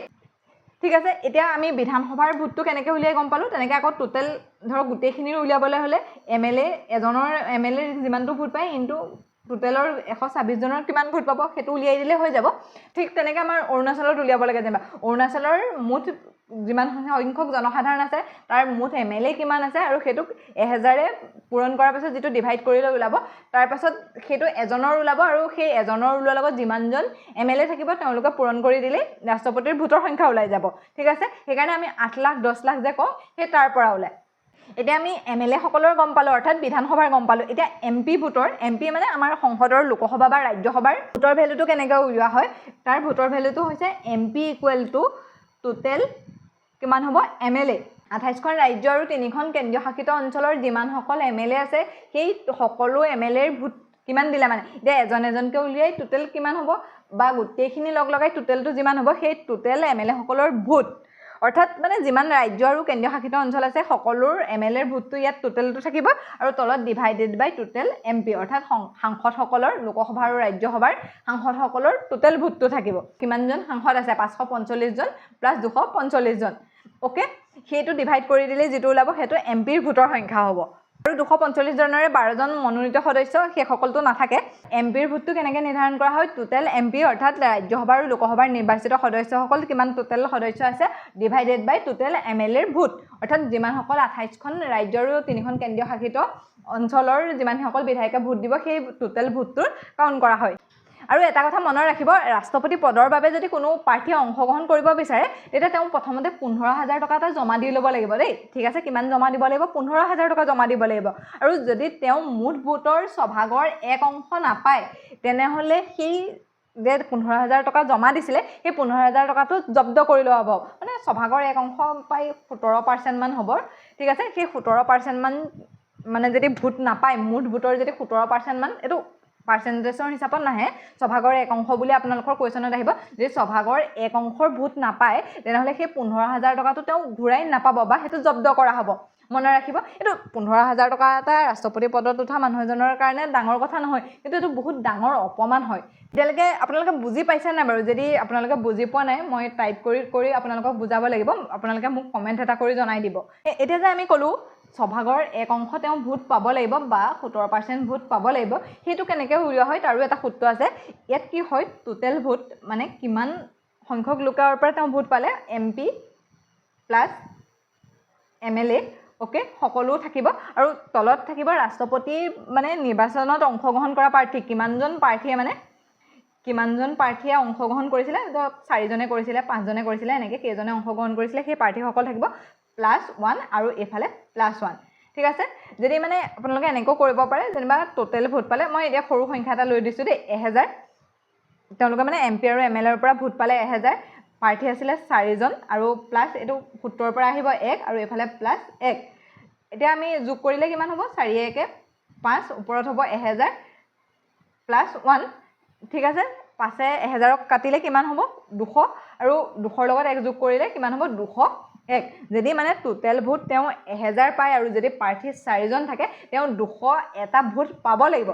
মানে তেওঁ কিমান সংখ্যক ভোট পালেহে তেওঁক যোগ্য বুলি গণ্য কৰা হ'ব, নহ'লে সেই 15,000 টকাটো তেওঁৰ পৰা জব্দ কৰি লোৱা হ'ব। আমি যিবিলাক নিৰ্বাচনত অংশগ্ৰহণ কৰোঁ সেইবিলাকত কিমান ভোট পাব লাগিব বুলি কথা নাই, যিয়ে সৰহকৈ পাব সিয়ে জিকিব, কিন্তু ৰাষ্ট্ৰপতি নিৰ্বাচনত এটা নিৰ্দিষ্ট সংখ্যক ভোট পাব লাগিব। মানে কথাটো এনেকুৱা হ'ল যে 4জন প্ৰাৰ্থী আছে, এতিয়া আমি যে কৈছোঁ 4জন প্ৰাৰ্থী আছে, সেই 4জন প্ৰাৰ্থীৰ ভিতৰত মানে এজন প্ৰাৰ্থীয়ে 3জনতকৈ বেছিকৈ পাইছে, কিন্তু তেওঁ সেই যদি নিৰ্দিষ্ট সংখ্যক ভোটটো নাপায়, যে এই যিটো 201টা ভোট ওলালে যে 201টা ভোট নাপালে, তেওঁ 190টা ভোট পালে যেনিবা দেই, বাৰু বাকীকেইজনে তেওঁতকৈ কম পাইছে, এই 190টা যদি ভোট পায় নহয় তেওঁ সেইটো ইলেকশ্যনটো কেঞ্চেল কৰা হয়। অ'কে, তাৰ পাছৰ আৰ্টিকললৈ আহিছোঁ, আৰ্টিকল 56ত ৰাষ্ট্ৰপতিৰ কাৰ্যকালৰ কথা উল্লেখ কৰিছে। এজন ৰাষ্ট্ৰপতিৰ সাধাৰণ কাৰ্যকাল হৈছে 5 বছৰ, অৰ্থাৎ তেওঁ নিৰ্বাচন হোৱাৰ দিনৰ পৰা 5 বছৰৰ কাৰণে তেওঁ কাৰ্যভাৰ অৰ্পণ কৰা হয়। মন দিব, যদি ৰাষ্ট্ৰপতিয়ে যিকোনো কাৰণত 5 বছৰৰ আগত পদত্যাগ কৰে বা পদৰ পৰা আঁতৰাই দিয়া হয়, তাৰ কাৰণবিলাক এনেকুৱা হ'ব পাৰে, ধৰক ফাৰ্ষ্ট তেওঁৰ মৃত্যু হৈছে, মৃত্যু হ'লেও তেওঁ পদটো খালী হ'ব পাৰে, কিন্তু তেওঁক সাধাৰণতে 5 বছৰৰ কাৰণে নিৰ্বাচন কৰা হয়, সেইটো মনত ৰাখিব। তেওঁৰ কাৰ্যভাৰ গ্ৰহণ কৰাৰ পৰা 5 বছৰৰ কাৰণে এই পদটোত অধিষ্ঠিত কৰা হয়। আৰু আপোনালোকে জানেনে, ৰাষ্ট্ৰপতিৰ কাৰ্যকালত থাকোঁতে বা ৰাষ্ট্ৰপতি হৈ থাকোঁতেই মৃত্যু আমাৰ 2জন ৰাষ্ট্ৰপতিৰ হৈছিলে। তেওঁলোক কোন কোন? আমাৰ ৰাষ্ট্ৰপতিৰ পদত থাকোঁতে 2জনৰ মৃত্যু হৈছিলে, তেওঁলোক হৈছে ফখৰুদ্দিন আলি আহমেদ আৰু জাকিৰ হুছেইন। ঠিক তেনেদৰে এনেকুৱা হ'ব পাৰে পদত্যাগ কৰা, যদি ৰাষ্ট্ৰপতিয়ে নিজেই পদত্যাগ কৰে, মানে নিজৰ ইচ্ছা অনুসৰি পদত্যাগ কৰে, তেতিয়া তেওঁ কাৰ্যকাল 5 বছৰ নহয় যে মোৰ মন যোৱা নাই বা মই কিবা কাৰণত কণ্টিনিউ কৰিব নোৱাৰোঁ, তেতিয়া তেওঁ পদত্যাগ কৰিব পাৰে। আৰু ৰাষ্ট্ৰপতিয়ে উপ ৰাষ্ট্ৰপতিক সম্বোধন কৰি পদত্যাগ কৰে, ঠিক আছে। এইটো কেনেকৈ কৰে সেইটো সুধিব পাৰে, কাক সম্বোধন কৰি পদত্যাগ কৰে ৰাষ্ট্ৰপতিয়ে উপ ৰাষ্ট্ৰপতিক সম্বোধন কৰি পদত্যাগ কৰে। কাৰণ সেই যেতিয়া ৰাষ্ট্ৰপতিজনে পদত্যাগ কৰিব, সেই পদত্যাগ কৰাৰ পাছত ৰাষ্ট্ৰপতি পদৰ কাৰণে সেই উপ ৰাষ্ট্ৰপতিজনক নিয়োগ কৰা হ'ব। ৰাষ্ট্ৰপতি পদটো কোনোদিনে খালী হৈ নাথাকে, সেইকাৰণে সেই ৰাষ্ট্ৰপতিৰ জেগাত কোন আহিব? উপ ৰাষ্ট্ৰপতি আহিব। আৰু ৰাষ্ট্ৰপতি যদি পদত্যাগ কৰিবলগীয়া হয়, কাৰ আগত কাক মানে সম্বোধি কৰিব? উপ ৰাষ্ট্ৰপতিক সম্বোধি কৰিব। যেতিয়া উপ ৰাষ্ট্ৰপতিয়ে তেওঁ সেই পদত্যাগৰ কথাটো গম পাব, তেতিয়া ডাইৰেক্ট লোকসভাৰ অধ্যক্ষক জনাব লাগিব। আৰু ইয়াৰ উপৰিও যদি কেনেবাকৈ ৰাষ্ট্ৰপতিজন পাগল দেউলীয়া হৈ যায়, তেতিয়া তেওঁক বাধ্য হৈ আঁতৰোৱা হয়। আৰু যদি কেনেবাকৈ ৰাষ্ট্ৰপতিজন অন্য দেশৰ প্ৰভাৱত আহে, তেতিয়া কি হয়? মহা অভিযোগ অনা হয় ৰাষ্ট্ৰপতিজনৰ ওপৰত। আৰ্টিকল 61 অনুসৰি মহা অভিযোগ আনি তেওঁক পদচ্যুত কৰা হয়। ইয়াৰ কাৰণত এজন ৰাষ্ট্ৰপতিক তেওঁক পদৰ পৰা আঁতৰাই দিয়া হয়, বা তেওঁ কাৰ্যকাল চলি থকাৰ মাজত সেই কাৰণবিলাকত মৃত্যু, পদত্যাগ বা মহা অভিযোগ বা তেওঁক কিবা কাৰণত অন্য কিছুমান কাৰণতো তেওঁক পদচ্যুত কৰা হয়। যদি সেই পদচ্যুত কৰা হয়, তেতিয়া তেওঁক কি হয়? সেই পদটো খালী হৈ যায়, আৰু তেওঁ পদটো খালী হৈ গ'লে তেওঁৰ জেগাত কোন আহে? উপ ৰাষ্ট্ৰপতি আনে। উপ ৰাষ্ট্ৰপতিক তেওঁ পদটো অৰ্পণ কৰা হয়, আৰু 6 মাহৰ ভিতৰত ৰাষ্ট্ৰপতিৰ পুনৰ নিৰ্বাচন কৰা হয়। 6 মাহৰ ভিতৰত মানে কৰিব লাগিব, মনত ৰাখিব কিমান মাহৰ ভিতৰত কৰিব লাগিব? 6 মাহৰ ভিতৰত পুনৰ ৰাষ্ট্ৰপতি নিৰ্বাচন কৰিব লাগিব। যদি কেনেবাকৈ মানে উপ ৰাষ্ট্ৰপতিও নাথাকে বা উপ ৰাষ্ট্ৰপতিৰ পদটো খালী থাকে, তেতিয়া কোন আহিব? তাত সেই ৰাষ্ট্ৰপতিৰ জেগাটো বা পদটো পূৰণ কৰিবলৈ সুপ্ৰিম কোৰ্টৰ জাজ আহিব, ঠিক আছে। এটা কথা চাব দেই, এজন লোক ৰাষ্ট্ৰপতি হৈ আছিলে, মানে তেওঁ ধৰক 2025 পৰা বুলি ধৰক 2025 চনৰ পৰা তেওঁ যদি ৰাষ্ট্ৰপতি হয়, তেতিয়া তেওঁ কিমান চনলৈকে থাকিব? 2030 চনলৈকে ৰাষ্ট্ৰপতি পদত থাকিব, মানে 5 বছৰ তেওঁ কাৰ্যকাল হ'ব। কিন্তু কি হ'ল, তেওঁ ধৰক 2029 চনত মৃত্যু হৈ গ'ল, ঠিক আছে। মানে তেওঁ এবছৰ থাকিলে, তাৰ আগতে তেওঁৰ মৃত্যু হৈ গ'ল। আমি এতিয়া পাইছোঁ যে মৃত্যু হ'লে কি হয়? উপ ৰাষ্ট্ৰপতিক তেওঁৰ পদলৈ লৈ অহা হয়, আৰু 6 মাহৰ ভিতৰত তেওঁক মানে নতুন এজন ৰাষ্ট্ৰপতি নিৰ্বাচন কৰা হয়। এতিয়া কথা হ'ল যে সেই নতুনকৈ যে নিৰ্বাচন কৰিব, তেওঁ সেই এবছৰৰ কাৰণে থাকিব, মানে 29 চনত মৃত্যু হ'ল, 6 মাহৰ ভিতৰত এজন নতুনকৈ নিৰ্বাচন কৰিলে, আৰু সেইজন 29লৈকে মানে 29ৰ পৰা 30লৈ এবছৰহে থাকিব। সেই 29ৰ পৰা 30লৈকে থাকিব নে তেওঁ পুনৰ সেই 5 বছৰ কাৰ্যকাল পাব? বুজি পাইছেনে মই কি সুধিছোঁ? ধৰক এজন ৰাষ্ট্ৰপতি হ'ল, তেওঁ 2025 চনত নিৰ্বাচন কৰা হ'ল, আৰু তেওঁ কাৰ্যকাল কিমান হ'লে হ'ব? 2030 চনলৈকে। আৰু তাৰ মাজতেই 2029 চনত যেনিবা তেওঁৰ মৃত্যু হ'ল। মৃত্যু হোৱাৰ লগে লগে কি কৰিলে? উপ ৰাষ্ট্ৰপতিক ৰাষ্ট্ৰপতিৰ কাৰ্যকাল দি দিলে, মানে তেওঁক অস্থায়ীভাৱে তেওঁক দায়িত্ব দিলে, আৰু 6 মাহৰ ভিতৰত নিৰ্বাচন হৈ গ'ল। নিৰ্বাচন হৈ পেলাই এজন নতুন ৰাষ্ট্ৰপতি আহিলে। সেই নতুন ৰাষ্ট্ৰপতিজনে মানে 2029 পৰা 2030 চনলৈ সেই যি এবছৰ আছে, সেই বছৰটো পাবনে নে পুনৰ 5 বছৰ পাব? ঠিক আছে, এইটো আপোনালোকে কমেণ্ট কৰি জনাব, মই কৈ নিদিওঁ। আৰু যদি মানে কমেণ্টৰ মই ৰিপ্লাই দিম বাৰু আপোনালোকক, কোনটো শুদ্ধ হয় আপোনালোকে মোক এটা কমেণ্ট কৰি এইটো জনাব যে তেওঁ সেই পুনৰ 5 বছৰ পাব নে এবছৰ পাব। অ'কে, আমি এতিয়া কি পালোঁ? ৰাষ্ট্ৰপতিৰ কাৰ্যকাল হৈছে 5 বছৰ, যিদিনাখনৰ পৰা তেওঁক নিৰ্বাচন কৰা হয় সেইদিনাখনৰ পৰা তেওঁক 5 বছৰৰ কাৰণে নিৰ্বাচন কৰা হয়। যদি কিবা কাৰণ মানে মৃত্যু, পদত্যাগ বা তেওঁ পাগল দেউলীয়া হৈ গ'লে তেওঁক আঁতৰাই দিয়া হয়, বা যদি অন্য ৰাষ্ট্ৰৰ প্ৰভাৱত আহে তেওঁৰ ওপৰত মহা অভিযোগ আনি তেওঁক পদৰ পৰা পদচ্যুত কৰা হয়। যদি সেইবিলাক কাৰণত পদটো খালী হয় তেতিয়া কোনে সেই কাৰ্যকালটো ল'ব উপ ৰাষ্ট্ৰপতি ল'ব আৰু যদি উপ ৰাষ্ট্ৰপতি কেনেবাকৈ নাথাকে সুপ্ৰিম কোৰ্টৰ জাজ আহিব ঠিক আছে ৰাষ্ট্ৰপতি মানে পদটো পুৰাব আৰু 6 মাহৰ ভিতৰত নিৰ্বাচন হৈ সেই নতুন পদটো পূৰণ কৰিব লাগিব ঠিক আছে আৰু হেতুৰ বিষয়ে ক'ত আলোচনা কৰা হৈছে আৰ্টিকল 56ত এতিয়া নেক্সট আহো আৰ্টিকল 57 লৈ এটোত পুনৰ নিৰ্বাচনৰ যোগ্যতা কথা কৈছে অৰ্থাৎ মানে এজন লোকে দুবাৰ ৰাষ্ট্ৰপতি হ'ব পাৰে নে উত্তৰটো হৈছে পাৰে কিন্তু তেওঁ 5 বছৰ কাৰ্যকাল শেষ হোৱাৰ পাছত তেওঁ পুনৰ সেই একেই নিৰ্বাচন প্ৰক্ৰিয়াত জয়ী হৈ ৰাষ্ট্ৰপতি হ'ব লাগিব মানে ধৰক এনেকুৱা তেওঁ প্ৰথম ৰাষ্ট্ৰপতি পদৰ কাৰণে উঠিলে আৰু নিৰ্বাচন প্ৰক্ৰিয়াটো আমি গম পাইছে যে লোকসভা আৰু ৰাজ্যসভাৰ নিৰ্বাচিত সদস্যসকল আৰু বিধানসভাৰ সদস্যসকলৰ ভোট একক হস্তান্তৰযোগ্য সমানুপাতিক পৰোক্ষ ভোটৰ দ্বাৰা তেওঁক নিৰ্বাচন কৰা হয় আৰু 5 বছৰৰ কাৰণে ৰাষ্ট্ৰপতি পতা হয় তাৰ পিছত তেওঁ সেই 5 বছৰ কাৰ্যকাল সমাপ্ত কৰিলে আৰু সমাপ্ত কৰাৰ পাছত তেওঁ পুনৰ সেই একেটা প্ৰচেছ পাৰ কৰি পেলাইহে আকৌ ৰাষ্ট্ৰপতি হ'ব পাৰিব যদি তেওঁ সেই প্ৰচেছটো পাৰ নহয় বা তেওঁ 5 বছৰ হৈ আছিলে কাৰণে পুনৰ 5 বছৰৰ কাৰণে এক্সটেণ্ড কৰা হ'ল এনেকুৱা নহয় তেওঁ নিৰ্বাচনত অংশগ্ৰহণ কৰিব লাগিব আৰু নিৰ্বাচনত অংশগ্ৰহণ কৰি জয়ী হৈহে পুনৰ আকৌ ৰাষ্ট্ৰপতি হ'ব পাৰিব তেওঁ এবাৰ নহয় দুবাৰ নহয় 10 বাৰ যেবাৰ মন যায় সেইবাৰে উঠিব পাৰিব কিন্তু সেই প্ৰক্ৰিয়াটো তেওঁ কমপ্লিট কৰিব লাগিব আৰু সকলোতকৈ ডাঙৰ কথাটো কি জানেনে বৰ্তমানলৈকে কেৱল তেনেকৈ ৰাষ্ট্ৰপতি হোৱাৰ সৌভাগ্য কেৱল ৰাজেন্দ্ৰ প্ৰসাদৰে হৈছে তেওঁ দুবাৰ ৰাষ্ট্ৰপতি হৈছিলে আৰু ইয়াৰ পাছত এতিয়ালৈকে কোনো দুবাৰ ৰাষ্ট্ৰপতি হোৱা নাই মানে তেওঁ দুবাৰ কোনোবা যদি উঠিছেও তেওঁ জিকা নাই আৰু আমেৰিকাৰ এজন ব্যক্তিয়ে মাত্ৰ দুবাৰহে ৰাষ্ট্ৰপতি হ'ব পাৰে কিন্তু ভাৰতৰ সংবিধানত তেনে ধৰণৰ কোনো বাধা বা নিয়ম নাই যে তেওঁ এবাৰেই হ'ব পাৰিব দুবাৰেই হ'ব পাৰিব তেওঁ যেবাৰ মন যায় সেইবাৰেই হ'ব পাৰিব কিন্তু গোটেই প্ৰচেছটো তেওঁ কমপ্লিট কৰিব লাগিব ঠিক আছে তাৰ পাছত আহোঁ আৰ্টিকল 58ত ৰাষ্ট্ৰপতি হোৱাৰ অৰ্হতা অৰ্থাৎ ৰাষ্ট্ৰপতি এজন হ'বলৈ তেওঁ কি কোৱালিফিকেশ্যন লাগিব সেই কথাবিলাক আলোচনা কৰা হৈছে ফাৰ্ষ্ট কথা হ'ল যে ৰাষ্ট্ৰপতি হ'বৰ বাবে তেওঁ ভাৰতীয় নাগৰিক হ'ব লাগিব একদম সেইটো ডাঙৰ কথা তেওঁ অন্য এখন দেশৰ নাগৰিক হ'লে নহ'ব তেওঁ ভাৰতীয় নাগৰিকত্ব থকা এজন লোক হ'ব লাগিব তেওঁৰ নিম্নতম বয়স 35 বছৰ হ'ব লাগিব এজন 35 বছৰ তলৰ লোকে ৰাষ্ট্ৰপতি নিৰ্বাচনত অংশগ্ৰহণ কৰিব নোৱাৰে আৰু তেওঁ লোকসভাৰ সদস্য হোৱাৰ যোগ্যতা থাকিব লাগিব ঠিক আছে এটো একদম সাধাৰণ কথা কিন্তু এজন যদি ৰাষ্ট্ৰপতি হ'ব তেওঁ যদি এজন সভাৰ সদস্যই হ'ব নোৱাৰে বা সদস্য হোৱাৰ যোগ্যতাই নাথাকে তেনেহ'লে তেওঁ ৰাষ্ট্ৰপতি পদৰ কাৰণে কেনেকৈ কৰিব সেইটোতো ডাঙৰ কথা ন সেইটো মানে ভাবিবলগীয়া বা তেনেকুৱা ধৰণৰ কথা নহয় আপোনালোকে এটা কথা শুনিলে আচৰিত হ'ব ৰাষ্ট্ৰপতি পদৰ কাৰণে শিক্ষাৰ কোনো বা তেওঁ কিমান পঢ়া শুনা হ'ব লাগিব সেই কথাটো উল্লেখ নাই যে আমাৰ ভীমৰাও আম্বেদকাৰ আছিলে তেওঁ ইমান পঢ়া শুনা কৰা আছিলে ন তেতিয়া তেওঁ কোৱা হৈছিলে যে ইয়াত যোগ্যতা বা শিক্ষা এড কৰক কিন্তু তেওঁ কৈছিলে যে মই এজন ৰাষ্ট্ৰপতি প্ৰধানমন্ত্ৰী বিধায়ক কাৰো বাবে শিক্ষাৰ যোগ্যতা এড নকৰোঁ কাৰণ যেতিয়া ভাৰত স্বাধীন হৈছিলে তেতিয়া দলিত শ্ৰেণী মানে দলিত যিসকল শোষিত শ্ৰেণী সেই দলিত শ্ৰেণীৰ লোকসকলৰ কোনো পঢ়া শুনা নাছিলে মহিলাসকলক পঢ়া শুনা কৰিবৰ বাবে কোনো সুবিধা দিয়া হোৱা নাছিলে যদি যোগ্যতাৰ নামত বা ধৰক এজন ৰাষ্ট্ৰপতি হ'বৰ বাবে গ্ৰেজুৱেশ্যন লাগে সেই যোগ্যতাৰ নামত যদি গ্ৰেজুৱেশ্যন দিয়া হয় তেতিয়াহ'লে কোনো মহিলা ৰাজনীতিত আহিব নোৱাৰিব বা পঢ়িবলৈ যিসকলে সুবিধা পোৱা নাই বা পঢ়িবলৈ বিচাৰি তেওঁলোক থাকি গৈছে তেওঁলোকৰ ৰাষ্ট্ৰপতিৰ পদৰ বাবে মানে আহিব নোৱাৰিব ভাবকচোন তেতিয়াই কিমান সুন্দৰ চিন্তা কৰিছিল এতিয়া কথা ভাবিলে বেলেগ কথা এতিয়া গ্ৰেজুৱেশ্যন বহুত আছে কিন্তু সেইটো সময়ত যেতিয়া আমাৰ ভাৰতখন স্বাধীন হৈছিলে তেতিয়া সেইটো সময়ত কেনেকুৱা এটা পৰিস্থিতি আছিলে মহিলাসকলে নপঢ়েই বা দলিত শ্ৰেণী বা শোষিত শ্ৰেণীসকলে পঢ়িবলৈ কোনো ধৰণৰ সুবিধাই নাপায় সেই গোটেই ভাৰতখনক সমানে লৈ তেওঁ আগবাঢ়িব খুজিছিলে সেইকাৰণে কৈছিলে যে ৰাষ্ট্ৰপতিয়ে হওক বা ৰাষ্ট্ৰপতি প্ৰধানমন্ত্ৰী কোনো এটা পদৰ কাৰণে মন্ত্ৰী বিধায়ক কাৰো কাৰণে শিক্ষাৰ যোগ্যতাটো এড কৰা হোৱা নাছিলে এতিয়া কথা হ'ল যে কোনোবা এজন লোক ভাৰতীয় নাগৰিক তেওঁ 35 বছৰ সম্পূৰ্ণ হ'ল ইয়াত শিক্ষাৰ কথা নাহে যদি কিমান মানুহ আছে তেনেকৈ কিমান মানুহ আছে ভাৰতখনত যদি প্ৰত্যেকেই ৰাষ্ট্ৰপতি হ'ম বুলি অংশগ্ৰহণ কৰিবলৈ যায় ৰাষ্ট্ৰপতি পদটোত কি হ'ব আৰু তাৰ কাৰণে এটা সুন্দৰ ব্যৱস্থা তেওঁ ৰাখি গৈছে যে এতিয়া কয় আৰু আমাৰ ধৰক সাংসদসকল বা এমপিসকল বহুত লয়েল বা আমাৰ চিষ্টেমটো বহুত লিগেল চিষ্টেমত চলি আছে কিন্তু আমাৰ ভাৰতীয় সংবিধানখনে ইমানেই কঠোৰকৈ বা ইমানেই ধুনীয়াকৈ ৰাখি থৈ গৈছে কি কৰিছিলে যে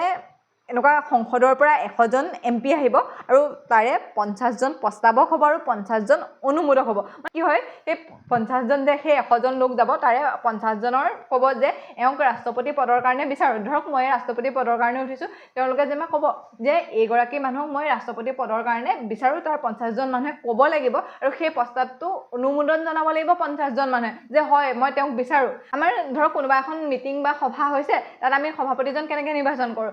ধৰক কোনোবা এজনে উঠি পেলাই ক'লে আমুককে মই সভাপতিৰ কাৰণে নিৰ্বাচন কৰিছোঁ বা XYZ ৰামক বা ৰহিমক মই সভাপতি পদৰ কাৰণে নিৰ্বাচন কৰিছোঁ আৰু অন্য এজনে কি কয় উক্ত প্ৰস্তাৱটো মই সাদৰেৰে সমৰ্থন কৰিছোঁ। এই ঠিক তেনেদৰে সংসদৰ মানে বা MP 100জন আনিব লাগিব, সেইটো লোকসভাৰ পৰা বা ৰাজ্যসভাৰ পৰা আনিব লাগিব কথা নাই। 100জন আহিব লাগিব, তাৰে 50জনে সেই লোকজনক অনুমোদন জনাব লাগিব, মানে চবেই গৈ নোৱাৰিব।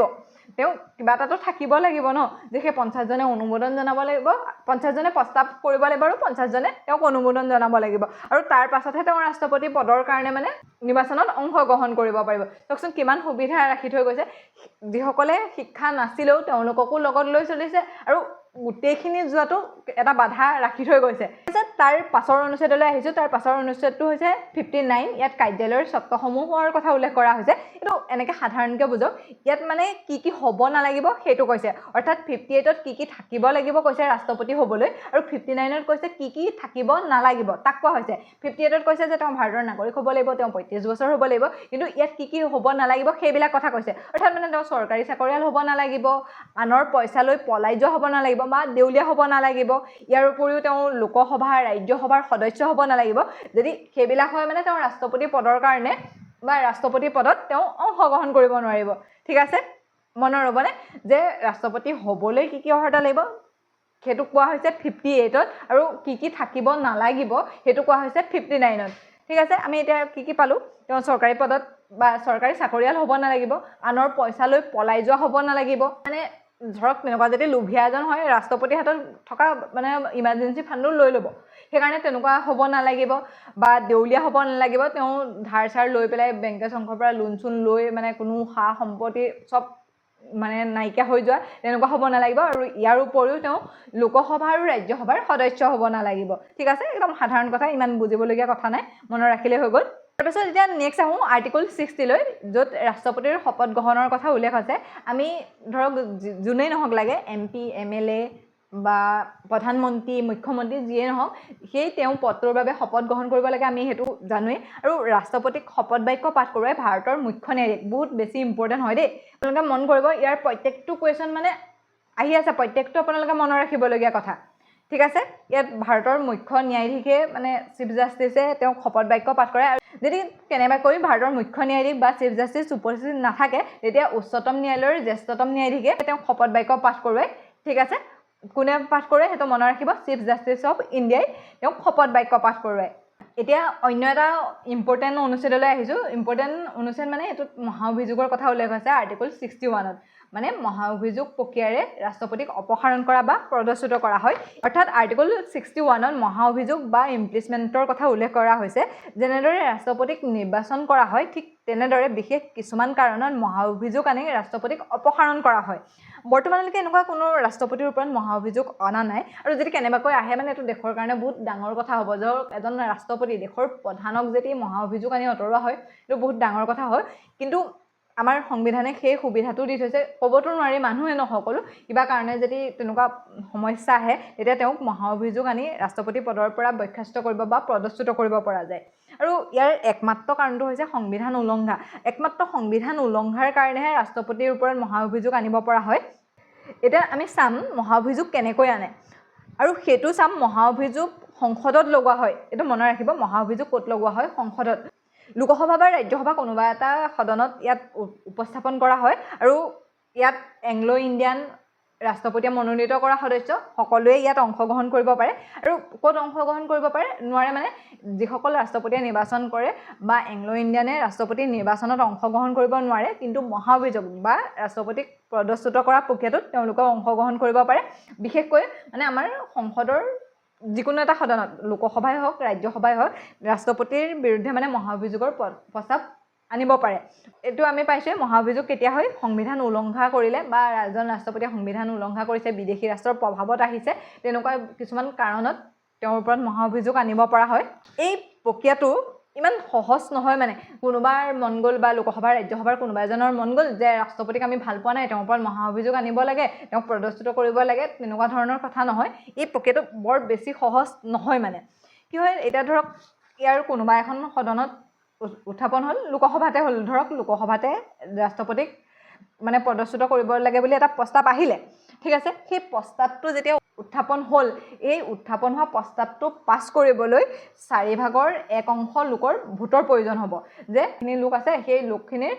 4/1 অংশই ক'ব লাগিব যে হয় এই আমি প্ৰস্তাৱটো আনিব লাগে যে আমাক ৰাষ্ট্ৰপতিয়ে বেয়া কাম কৰিছে বা ৰাষ্ট্ৰপতিয়ে সংবিধান উলংঘা কৰিছে তেওঁৰ ওপৰত মহাভিযোগৰ এটা প্ৰস্তাৱ আহিব লাগে তাৰ কাৰণে এই 4/1 অংশ মানে কিমান হৈছে 25% মান লোকে মানে প্ৰস্তাৱটোক অনুমোদন জনাব লাগে তেতিয়া এটো মানে এনেকুৱা নহয় যে তেওঁৰ ওপৰত মহাভিযোগ আহি গ'ল সেই প্ৰস্তাৱটো আনিবলৈও তেওঁলোকে ভোট দিব লাগিব মানে 4/1 অংশই ভোট দিব লাগিব তেতিয়াহে সেই প্ৰস্তাৱটো পাছ হ'ব তাৰ পাছতহে ভোটৰ প্ৰক্ৰিয়াটো ষ্টাৰ্ট হ'ব যে মানে যে ৰাষ্ট্ৰপতিক পদৰ পৰা আঁতৰাব লাগে সেই প্ৰক্ৰিয়াটো ভোটৰ প্ৰক্ৰিয়াটো ষ্টাৰ্ট হ'ব আৰু আঁতৰাবৰ বাবে প্ৰয়োজন হোৱা ভোটৰ সংখ্যা হৈছে 3/2 ভাবক কিমান হ'ব 3/2 মানে 66% মান হ'ব প্ৰায় 66% মান যদি 66% মান মানে দুইখনৰে নহওক মানে এতিয়া মই লোকসভা বুলি কৈছোঁ ধৰক লোকসভাত উত্থাপন হৈছিলে সেই লোকসভাৰ প্ৰস্তাৱটো 4/1 ভোটৰ দ্বাৰা প্ৰস্তাৱটো পাছ হৈ গ'ল তাৰ পাছত যে আমাক এইজন ৰাষ্ট্ৰপতি নালাগে তেওঁক পদচ্যুত কৰিব লাগিব সেই ভোটটো ষ্টাৰ্ট হ'ব তেতিয়া কিমানে ভোট দিব লাগিব 3/2 ভোট দিব লাগিব এইটো প্ৰায় 66% মান হ'ব মানে ইয়াত বিৰোধীও ভোট দিব লাগিব বিৰোধী ভোটৰ প্ৰয়োজন হ'ব মানে দলীয় যিসকল দলীয় লোক আছে তেওঁলোকে ভাবিলেই নহ'ব বিৰোধীসকলেও তাত ভোট দিলেহে সেই 66টো কমপ্লিট হ'ব ধৰক ভোট পাবলৈ কেনেকুৱা বিৰোধীসকলেও ভোট দিব যদি প্ৰকৃততে ৰাষ্ট্ৰপতি এজনে দেশদ্ৰোহমূলক কাম কৰে বা তেওঁৰ ওপৰত আনিব লাগে মহাভিযোগ আনিব লাগে তেতিয়া বিৰোধীসকলেও ভোট দিব তাৰ কোনো কথা নাথাকে এতিয়া যেনিবা আমি ধৰি ল'লোঁ লোকসভাত 3/2 বা 66% ভোট পালে আৰু সেইখন পাছ হৈ গ'ল মানে তেওঁ ৰাষ্ট্ৰপতিৰ ওপৰত মহাভিযোগ আহিলে অহাৰ পাছত এতিয়া ৰাষ্ট্ৰপতিক আঁতৰাই দিব পাৰিবনে তেতিয়াও আঁতৰাই দিব নোৱাৰে তাৰ পাছত কি কৰিব সেই লোকসভাৰ পৰা ৰাজ্যসভালৈ মানে যিখনত উত্থাপন নহয় সেইখনলৈ আকৌ সেইখন পঠিওৱা হ'ব সেই বিলখন পঠিওৱা হ'ব আৰু যেতিয়া এখনৰ পৰা ইখনলৈ যাব বা ৰাজ্যসভাৰ পৰা লোকসভালৈ বা লোকসভাৰ পৰা ৰাজ্যসভালৈ যাব তেতিয়াহে ৰাষ্ট্ৰপতিক জনোৱা হ'ব যে তোমাৰ ওপৰত এনেকুৱা এটা অভিযোগ আহিছে তেতিয়ালৈকে ৰাষ্ট্ৰপতিক গমেই নাপায় যে তেওঁৰ ওপৰত কিবা অভিযোগ আহিছে ঠিক আছে তেতিয়া ৰাষ্ট্ৰপতিক জনোৱা হ'ব আৰু তেওঁক সময় দিয়া হ'ব 14 দিন আৰু সেই 14 দিন সময়ৰ ভিতৰত মানে পুনৰ যিখন সদনত হোৱা নাছিলে ধৰক ৰাজ্যসভাত হোৱা নাছিলে নহয় সেই ৰাজ্যসভাত 14 দিনৰ পাছত সেই ৰাজ্যসভাত পুনৰ আলোচনা হ'ব মানে কি হ'ব যে আৰু তালৈ ৰাষ্ট্ৰপতি নিজে আহিব 14 দিনৰ পাছত আৰু তেওঁক প্ৰথমতে ক'বলৈ দিয়া হ'ব তেওঁ ক'ব ধৰক মই এনেকুৱা দেশদ্ৰোহমূলক কাম কৰা নাই মোৰ ওপৰত এইটো ভুলকৈ আনিছে বা তেওঁ যিখিনি নিজৰ ফালৰ পৰা দাঙি ধৰিব লাগে সেই কথাখিনি তেওঁ দাঙি ধৰিব আৰু দাঙি ধৰাৰ পাছত তেওঁলোকৰ মাজত আলোচনা হ'ব ধৰক তাৰো সদস্যসকলে ক'ব যে হয় তেওঁলোকে এইটো শুদ্ধ কথা কৈছে বা ঠিক আছে ৰাষ্ট্ৰপতি ঠিকেই আছে তেওঁ ভুল কোৱা নাই সেই কথাখিনি আলোচনা হ'ব আৰু যদি তাতো 3/2 লোকৰ ভোট দিয়ে বা 66% মানুহে ৰাষ্ট্ৰপতিৰ মহাভিযোগৰ যে হয় ৰাষ্ট্ৰপতিয়ে ভুল কৰিছে তেওঁৰ ওপৰত মহাভিযোগ আনিব লাগে সেই কথাটোত ভোট দিয়ে তেতিয়া কি হ'ব ৰাষ্ট্ৰপতিক পদৰ পৰা বৰ্খাস্ত কৰা হ'ব আছে আৰু এই প্ৰক্ৰিয়াটোক অন্ধ ন্যায় প্ৰক্ৰিয়া বুলি কোৱা হয় কাৰণ ইয়াত জাজ নাথাকে কিন্তু ন্যায়ালয়ৰ দৰে বা ন্যায়ালয় টাইপত কামখিনি হয় মনৰ ৰ'লে আমাৰ 61ত মহাভিযোগ প্ৰক্ৰিয়াৰ কথা কোৱা হৈছে অৰ্থাৎ সংবিধান উলংঘা কৰিলে ৰাষ্ট্ৰপতিক তেওঁ পদৰ পৰা পদচ্যুত কৰিব পৰা হয় আমাৰ সংসদৰ যিকোনো এটা সদনত ইয়াত উত্থাপন কৰিব পাৰিব ফাৰ্ষ্ট কোনখনত কৰিব লাগিব বুলি কথা নাই লোকসভা বা ৰাজ্যসভা কোনোবা এখনত হ'লেই হ'ল সেই প্ৰস্তাৱটো উত্থাপন কৰাৰ পাছত 4/1 সদস্যই সেই প্ৰস্তাৱটো সেই প্ৰস্তাৱটোত অনুমোদন জনাব লাগিব যে আমি এনেকুৱা এটা প্ৰস্তাৱ আনিব পাৰোঁ যেতিয়া সেই প্ৰস্তাৱটো পাছ হ'ব তাৰ পাছত ৰাষ্ট্ৰপতিৰ মহাভিযোগৰ বাবে ভোট ষ্টাৰ্ট হ'ব আৰু সেই ভোটত 3/2 সদস্যই ভোট প্ৰদান কৰিব লাগিব অৰ্থাৎ 66% মানে সদস্যই তাত ভোট দিব লাগিব যেতিয়া সেই 66% ভোটৰ দ্বাৰা সেইখন প্ৰস্তাৱ পাছ হৈ যাব তাৰ পাছত নেক্সটখনলৈ বা যিখনত উত্থাপন হোৱা নাছিলে সেইখনলৈ সেই প্ৰস্তাৱটো যাব আৰু তেতিয়াহে মানে 14 দিনৰ আগত ৰাষ্ট্ৰপতিক সেই কথাটো জনোৱা হ'ব আৰু ৰাষ্ট্ৰপতি আহি নিজেই তেওঁৰ বিষয়ে ক'ব লাগিব যদি সেইখন সদনতো ৰাষ্ট্ৰপতিকে তেওঁক দোষী সাব্যস্ত কৰা হয় বা ৰাষ্ট্ৰপতিৰ ওপৰত মহাভিযোগ আনিব পাৰি বুলি ভাবে তেতিয়াও সেইখন সদনতো 3/2 সদস্য অৰ্থাৎ 66% লোকৰ ভোটৰ বা তেওঁলোকৰ অনুমোদন ক্ৰমে ৰাষ্ট্ৰপতিৰ ওপৰত মহাভিযোগ অনা হ'ব আৰু তেওঁক পদৰ পৰা পদচ্যুত কৰা হ'ব আজিৰ ভিডিঅ'টোৰ শেষৰটো আৰ্টিকললৈ আহিছোঁ আৰ্টিকল 62 ইয়াত কি কোৱা হৈছে ৰাষ্ট্ৰপতি পদ খালী হ'লে সেই পদটো পূৰণ কৰাৰ সময়সীমা আৰু কাৰ্যকালৰ বিষয়ে উল্লেখ কৰা হৈছে অৰ্থাৎ মানে কাৰ্যকাল শেষ হোৱাৰ পূৰ্বে নিৰ্বাচন যদি আমি গম পাইছোঁ এজন ৰাষ্ট্ৰপতিৰ পদটো তেওঁৰ যিদিনাখনৰ পৰা নিৰ্বাচন কৰা হয় তাৰ পৰা 5 বছৰলৈকে থাকে সেই 5 বছৰৰ সময়সীমা উকলি যোৱাৰ আগতে বা তেওঁ কাৰ্যকাল শেষ হোৱাৰ আগতে এজন নতুন ৰাষ্ট্ৰপতি নিৰ্বাচন কৰিব লাগিব আৰু যিদিনাখন তেওঁ কাৰ্যকাল শেষ হ'ব সেইদিনাখনৰ পৰা সেই নতুন ৰাষ্ট্ৰপতিয়ে তেওঁ নতুন কাৰ্যকাল আৰম্ভ কৰিব লাগিব মানে পদটো খালী হৈ থাকিব নোৱাৰিব ঠিক আছে আৰু যদি আকস্মিক পদ খালী হয় আমি এটো জানিলো যে কাৰ্যকাল শেষ হ'লে ঠিক আছে এজন নতুন ৰাষ্ট্ৰপতি নিৰ্বাচন কৰিব যদি আকস্মিকতে হয় ধৰক ৰাষ্ট্ৰপতিজনৰ মৃত্যু হ'ল তেওঁ কিবা কাৰণত পদত্যাগ কৰিলে তেওঁৰ ওপৰত মহা অভিযোগ অনা হ'ল বা অন্য কিবা কাৰণত যদি হঠাতে পদটো খালী হয় তেতিয়া কি কৰিব লাগে 6 মাহৰ ভিতৰত সেই পদটো নতুনকৈ পূৰণ কৰিব লাগিব যদি 6 মাহ মানে পাৰ হৈ যাব নোৱাৰে 6 মাহৰ ভিতৰতে নতুনকৈ ৰাষ্ট্ৰপতিৰ নিৰ্বাচন হ'ব লাগিব আৰু নিৰ্বাচন হৈ পেলাই ৰাষ্ট্ৰপতি পদটো পূৰ কৰিব লাগিব আৰু যেতিয়ালৈকে সেই ৰাষ্ট্ৰপতি পদটো পূৰ্ণ হয় বা মৃত্যু হ'ল যেনিবা তেতিয়া বা পদত্যাগ কৰিলে বা মহা অভিযোগ আহিলে তেতিয়া তেওঁৰ জেগাত কোন আহে উপৰাষ্ট্ৰপতি থাকিব যেতিয়ালৈকে 6 মাহৰ ভিতৰত সেই নিৰ্বাচনটো হৈ নাযায় নতুন নিৰ্বাচনটো হৈ নাযায় তেতিয়ালৈকে ৰাষ্ট্ৰপতি থাকে কি উপৰাষ্ট্ৰপতি থাকিব আৰু যদি উপৰাষ্ট্ৰপতি কেনেবাকৈ নাথাকে তেনেহ'লে চিফ জাজ আহিব চিফ জাজে ৰাষ্ট্ৰপতি পদটো মানে কাম কৰি থাকিব আপোনালোকক মই মাজতে এটা কুৱেশ্যন সুধিছিলোঁ মনত আছেনে যে 2025 চনত যদি কোনোবা এজন ৰাষ্ট্ৰপতি হৈছে তেওঁৰ কাৰ্যকাল হ'ব 2030 চনলৈকে ঠিক আছে তাৰ মাজতে যদি 2029 চনত তেওঁৰ মৃত্যু হয় 2029 চনত যদি মৃত্যু হয় তেতিয়া নতুনকৈ যদি ৰাষ্ট্ৰপতি আহে সেই নতুন ৰাষ্ট্ৰপতিজনৰ কাৰ্যকাল এবছৰ হ'ব নে 5 বছৰ হ'ব ইয়াৰ উত্তৰটো হৈছে 5 বছৰ হ'ব কাৰণ তেওঁ দেশৰ প্ৰধান তেওঁ কাৰবাৰ এবছৰৰ কাৰণে কাম কৰিবলৈ নাযায় তেওঁ যিদিনাখনৰ পৰা নিৰ্বাচন কৰা হ'ব সেই নিৰ্বাচনৰ দিনটোৰ পৰা সেই নতুন ৰাষ্ট্ৰপতিজনৰ বছৰলৈ কাৰ্যকাল থাকিব মানে তেওঁ সদায় কাৰণে 5 বছৰ হ'ব নতুন যিজন হ'ব সেইজন সদায় 5 বছৰৰ কাৰণে হ'ব কেৱল বাকি থকা সময়খিনিৰ কাৰণে নহয় ঠিক আছে এতিয়া গোটেইখিনিৰ এটা ৰিভিউ লৈ লওঁ বা গোটেইখিনিৰ কাৰণে কোনটো ইম্পৰ্টেণ্ট আমাৰ কুৱেশ্যনৰ দৃষ্টিকোণৰ পৰা এবাৰ চাই লওঁ ভাৰতৰ সংবিধানৰ পাৰ্ট 5ত ইউনিয়ন বা সংঘৰ কথা উল্লেখ কৰা হৈছে এই আৰ্টিকলটো বহুত ডাঙৰ কিন্তু আমি ইয়াত এতিয়া 52ৰ পৰা 62 লৈকে আলোচনা কৰিছোঁ পাৰ্ট 5ত বিশেষকৈ আৰ্টিকল 52ৰ পৰা আৰ্টিকল 151 লৈকে আছে মুঠ 100টা অনুচ্ছেদ আছে মানে ইয়াত বিশেষকৈ কেন্দ্ৰীয় চৰকাৰ বা ইউনিয়নৰ কথা উল্লেখ কৰা হৈছে আজি আমি আলোচনা কৰা আৰ্টিকল 52ৰ পৰা 62 লৈকে ৰাষ্ট্ৰপতিৰ পদ নিৰ্বাচন অৰ্হতা শপত আৰু মহাভিযোগৰ কথা উল্লেখ কৰা হৈছে আৰ্টিকল 52ত ৰাষ্ট্ৰপতি পদৰ কথা আৰ্টিকল 53ত কাৰ্যপালিকাৰ ক্ষমতা বা কাৰ্যপালিকাৰ প্ৰধানৰ কথা উল্লেখ কৰা হৈছে আৰ্টিকল 54ত নিৰ্বাচন মণ্ডলীৰ কথা উল্লেখ কৰা হৈছে আৰ্টিকল 55ত নিৰ্বাচন পদ্ধতিৰ কথা উল্লেখ কৰা হৈছে 56ত কাৰ্যকাল 57ত পুনৰ হোৱা নিৰ্বাচনৰ যোগ্যতা 58ত ৰাষ্ট্ৰপতি হোৱাৰ অৰ্হতা 59ত কাৰ্যালয়ৰ চৰ্তসমূহ 60ত শপত গ্ৰহণ 61ত মহাভিযোগ প্ৰক্ৰিয়া আৰু 62ত পদ খালী হ'লে 6 মাহৰ ভিতৰত নতুন নিৰ্বাচন পাতিব লাগিব সেই কথাটো উল্লেখ কৰা হৈছে আৰ্টিকল 52ত কোৱা হৈছে যে ভাৰতৰ ৰাষ্ট্ৰপতিৰ এটা পদ থাকিব যিটো বাধ্যতামূলক পদ তেওঁ ৰাষ্ট্ৰৰ মুৰব্বী বা হেড অফ ষ্টেট তেওঁ ভাৰতৰ প্ৰথম নাগৰিক বা ফাৰ্ষ্ট চিটিজেন হয় কিন্তু তেওঁক ভাৰতৰ সৰ্বেসৰ্বা বুলি কোৱা হৈছে যদিও বাস্তৱিকতে সৰ্বেসৰ্বা হৈছে প্ৰধানমন্ত্ৰী আৰু আমাৰ এই ৰাষ্ট্ৰপতি পদৰ যিটো ধাৰণা সেইটো ব্ৰিটেইনৰ সংবিধানৰ পৰা লোৱা হৈছে সেইকেইটা কথা মনত ৰাখিব নেক্সট আহিলে অনুচ্ছেদ 53ত কাৰ্যপালিকাৰ ক্ষমতা বা ৰাষ্ট্ৰপতিক কাৰ্যপালিকাৰ প্ৰধান বুলি কোৱা হৈছে অৰ্থাৎ যিসকল চৰকাৰী কৰ্মচাৰী সফাই কৰ্মীৰ পৰা আৰম্ভ কৰি সকলো বিষয়ালৈকে বিষয়া মন্ত্ৰী পৰিষদ সকলোৰে প্ৰধান হৈছে ৰাষ্ট্ৰপতি কিন্তু তেওঁ নামমাত্ৰ কাৰ্যপালিকা প্ৰধান হৈছে বাস্তৱিক প্ৰধান হৈছে আমাৰ প্ৰধানমন্ত্ৰী তাৰপিছত আহিলে আৰ্টিকল 54ত ৰাষ্ট্ৰপতিৰ নিৰ্বাচন মণ্ডলীৰ কথা উল্লেখ কৰা হৈছে ৰাষ্ট্ৰপতিৰ নিৰ্বাচন পৰোক্ষ নিৰ্বাচন অৰ্থাৎ আমি ৰাষ্ট্ৰপতিৰ নিৰ্বাচনত অংশগ্ৰহণ কৰিব নোৱাৰোঁ ইয়াত সংসদৰ দুইটা সদন অৰ্থাৎ লোকসভা আৰু ৰাজ্যসভাৰ নিৰ্বাচিত সদস্যসকলে মনোনীত নহয় যিসকল ৰাষ্ট্ৰপতিয়ে মনোনীত কৰে তেওঁলোকে অংশগ্ৰহণ কৰিব নোৱাৰে নিৰ্বাচিত সদস্যসকলে অংশগ্ৰহণ কৰিব পাৰে আৰু আমাৰ ৰাজ্যসমূহৰ যিখিনি বিধানসভা সেই বিধানসভাসমূহে ইয়াত অংশগ্ৰহণ কৰে কিন্তু বিধান পৰিষদে অংশগ্ৰহণ কৰিব নোৱাৰে কাৰণ 6খন ৰাজ্যতে বিধান পৰিষদ আছে নেক্সট আহিলে আৰ্টিকল 55ত নিৰ্বাচন পদ্ধতিৰ কথা উল্লেখ আছে অৰ্থাৎ ৰাষ্ট্ৰপতি এজনক কেনেকৈ নিৰ্বাচন কৰা হয় সেই কথাখিনি উল্লেখ কৰা হৈছে আমাৰ ভাৰতৰ ৰাষ্ট্ৰপতিক একক হস্তান্তৰযোগ্য সমানুপাতিক পৰোক্ষ ভোটৰ দ্বাৰা নিৰ্বাচন কৰা হয় আৰু এইটো গোপন বেলট পেপাৰত লোৱা হয় ইয়াত ইভিএম মেচিন ব্যৱহাৰ কৰা নহয় তাৰপিছত নেক্সট আহিলে আৰ্টিকল 56ত ৰাষ্ট্ৰপতিৰ কাৰ্যকালৰ কথা কোৱা হৈছে সাধাৰণতে এজন ৰাষ্ট্ৰপতিয়ে তেওঁ নিৰ্বাচন কৰাৰ পৰা 5 বছৰলৈ তেওঁ কাৰ্যকাল থাকে কিন্তু তেওঁ কিছুমান কাৰণত তেওঁ পদটোৰ পৰা পদত্যাগ কৰিব পাৰে বা তেওঁৰ মৃত্যু হ'লে সেই পদটো খালী হ'ব পাৰে ইয়াৰ উপৰিও তেওঁ এই মহা অভিযোগ আনে বা তেওঁক পদচ্যুত কৰা হয় তেতিয়াও তেওঁৰ পদটো খালী হ'ব পাৰে যদি এজন ৰাষ্ট্ৰপতিয়ে তেওঁৰ পদটো ত্যাগ কৰে তেতিয়া প্ৰথমতে তেওঁ উপৰাষ্ট্ৰপতিক জনাব লাগিব আৰু উপৰাষ্ট্ৰপতিক সম্বোধি মানে তেওঁ পদত্যাগ পত্ৰ দিব লাগিব আৰু উপৰাষ্ট্ৰপতিয়ে সেই পদত্যাগ খবৰ লগে লগেই লোকসভাৰ অধ্যক্ষক জনাব লাগিব আৰু এটা কথা থাকে যদি কেনেবাকৈ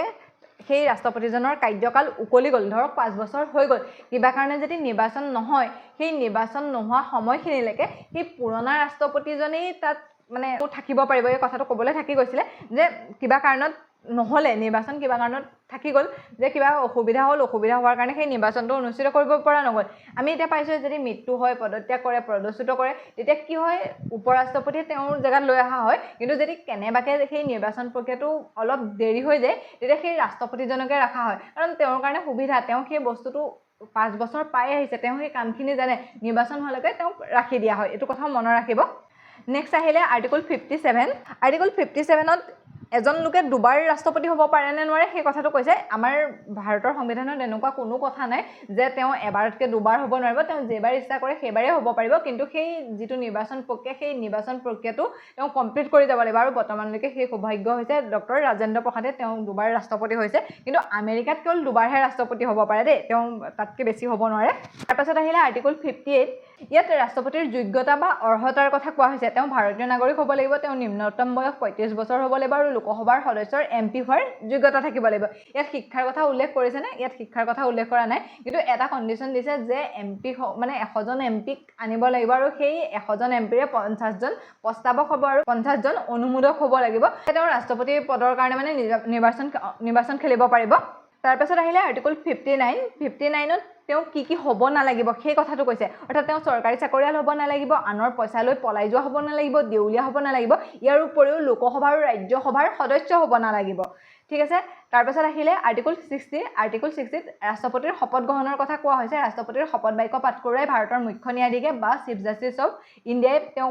শপত বাক্য পাঠ কৰে যদি কেনেবাকৈ চিফ জাষ্টিছ নাথাকে তেতিয়া তেওঁ উচ্চতম ন্যায়ালয়ৰ শ্ৰেষ্ঠতম ন্যায়াধীশে শপত বাক্য পাঠ কৰোৱায় তাৰপাছত আহিলে আৰ্টিকল 61 আৰ্টিকল 61ত মহা অভিযোগ প্ৰক্ৰিয়াৰ কথা উল্লেখ কৰা হৈছে বা ইমপিচমেণ্টৰ কথা উল্লেখ কৰা হৈছে ইয়াত যদি ৰাষ্ট্ৰপতিয়ে সংবিধান উলংঘা কৰে বা বিদেশী ৰাষ্ট্ৰৰ প্ৰভাৱত আহে তেতিয়া তেওঁৰ ওপৰত মহা অভিযোগ আনিব পৰা হয় ঠিক আছে মহা অভিযোগ সংসদৰ যিকোনো এটা সদন লোকসভা বা ৰাজ্যসভাত আনিব পাৰে সেই প্ৰস্তাৱটো পাছ কৰিবলৈ 1/4 সদস্যৰ ভোট লাগিব আৰু যদি সেই প্ৰস্তাৱটো পাছ হয় তাৰ পাছত মহা অভিযোগ আনিবৰ বাবে ভোট লোৱা হয় আৰু সেই ভোটটোৰ সংখ্যা পাই 66% হ'ব লাগিব যদি 66% অৰ্থাৎ 3/2 সদস্যই ৰাষ্ট্ৰপতিৰ ওপৰত মহা অভিযোগ অনাৰ প্ৰস্তাৱটোক ভোট দিয়ে তেতিয়া সেই প্ৰস্তাৱটো অন্যখন সদনলৈ পঠিওৱা হয় আৰু তেতিয়া ৰাষ্ট্ৰপতিক জনোৱা হয় আৰু 14 দিনৰ ভিতৰত এটা আলোচনা হয় সেই নেক্সট সদনখনত মানে এটা আলোচনা হয় ৰাষ্ট্ৰপতিক লৈ প্ৰথমতে ৰাষ্ট্ৰপতিয়ে তেওঁৰ কথাবিলাক জনাই ৰাষ্ট্ৰপতিৰ মতত সন্তুষ্ট নহয় তেতিয়া আৰু তাতো যদি 3/2 অৰ্থাৎ 66% সদস্যৰ ভোটত মহা অভিযোগ প্ৰস্তাৱ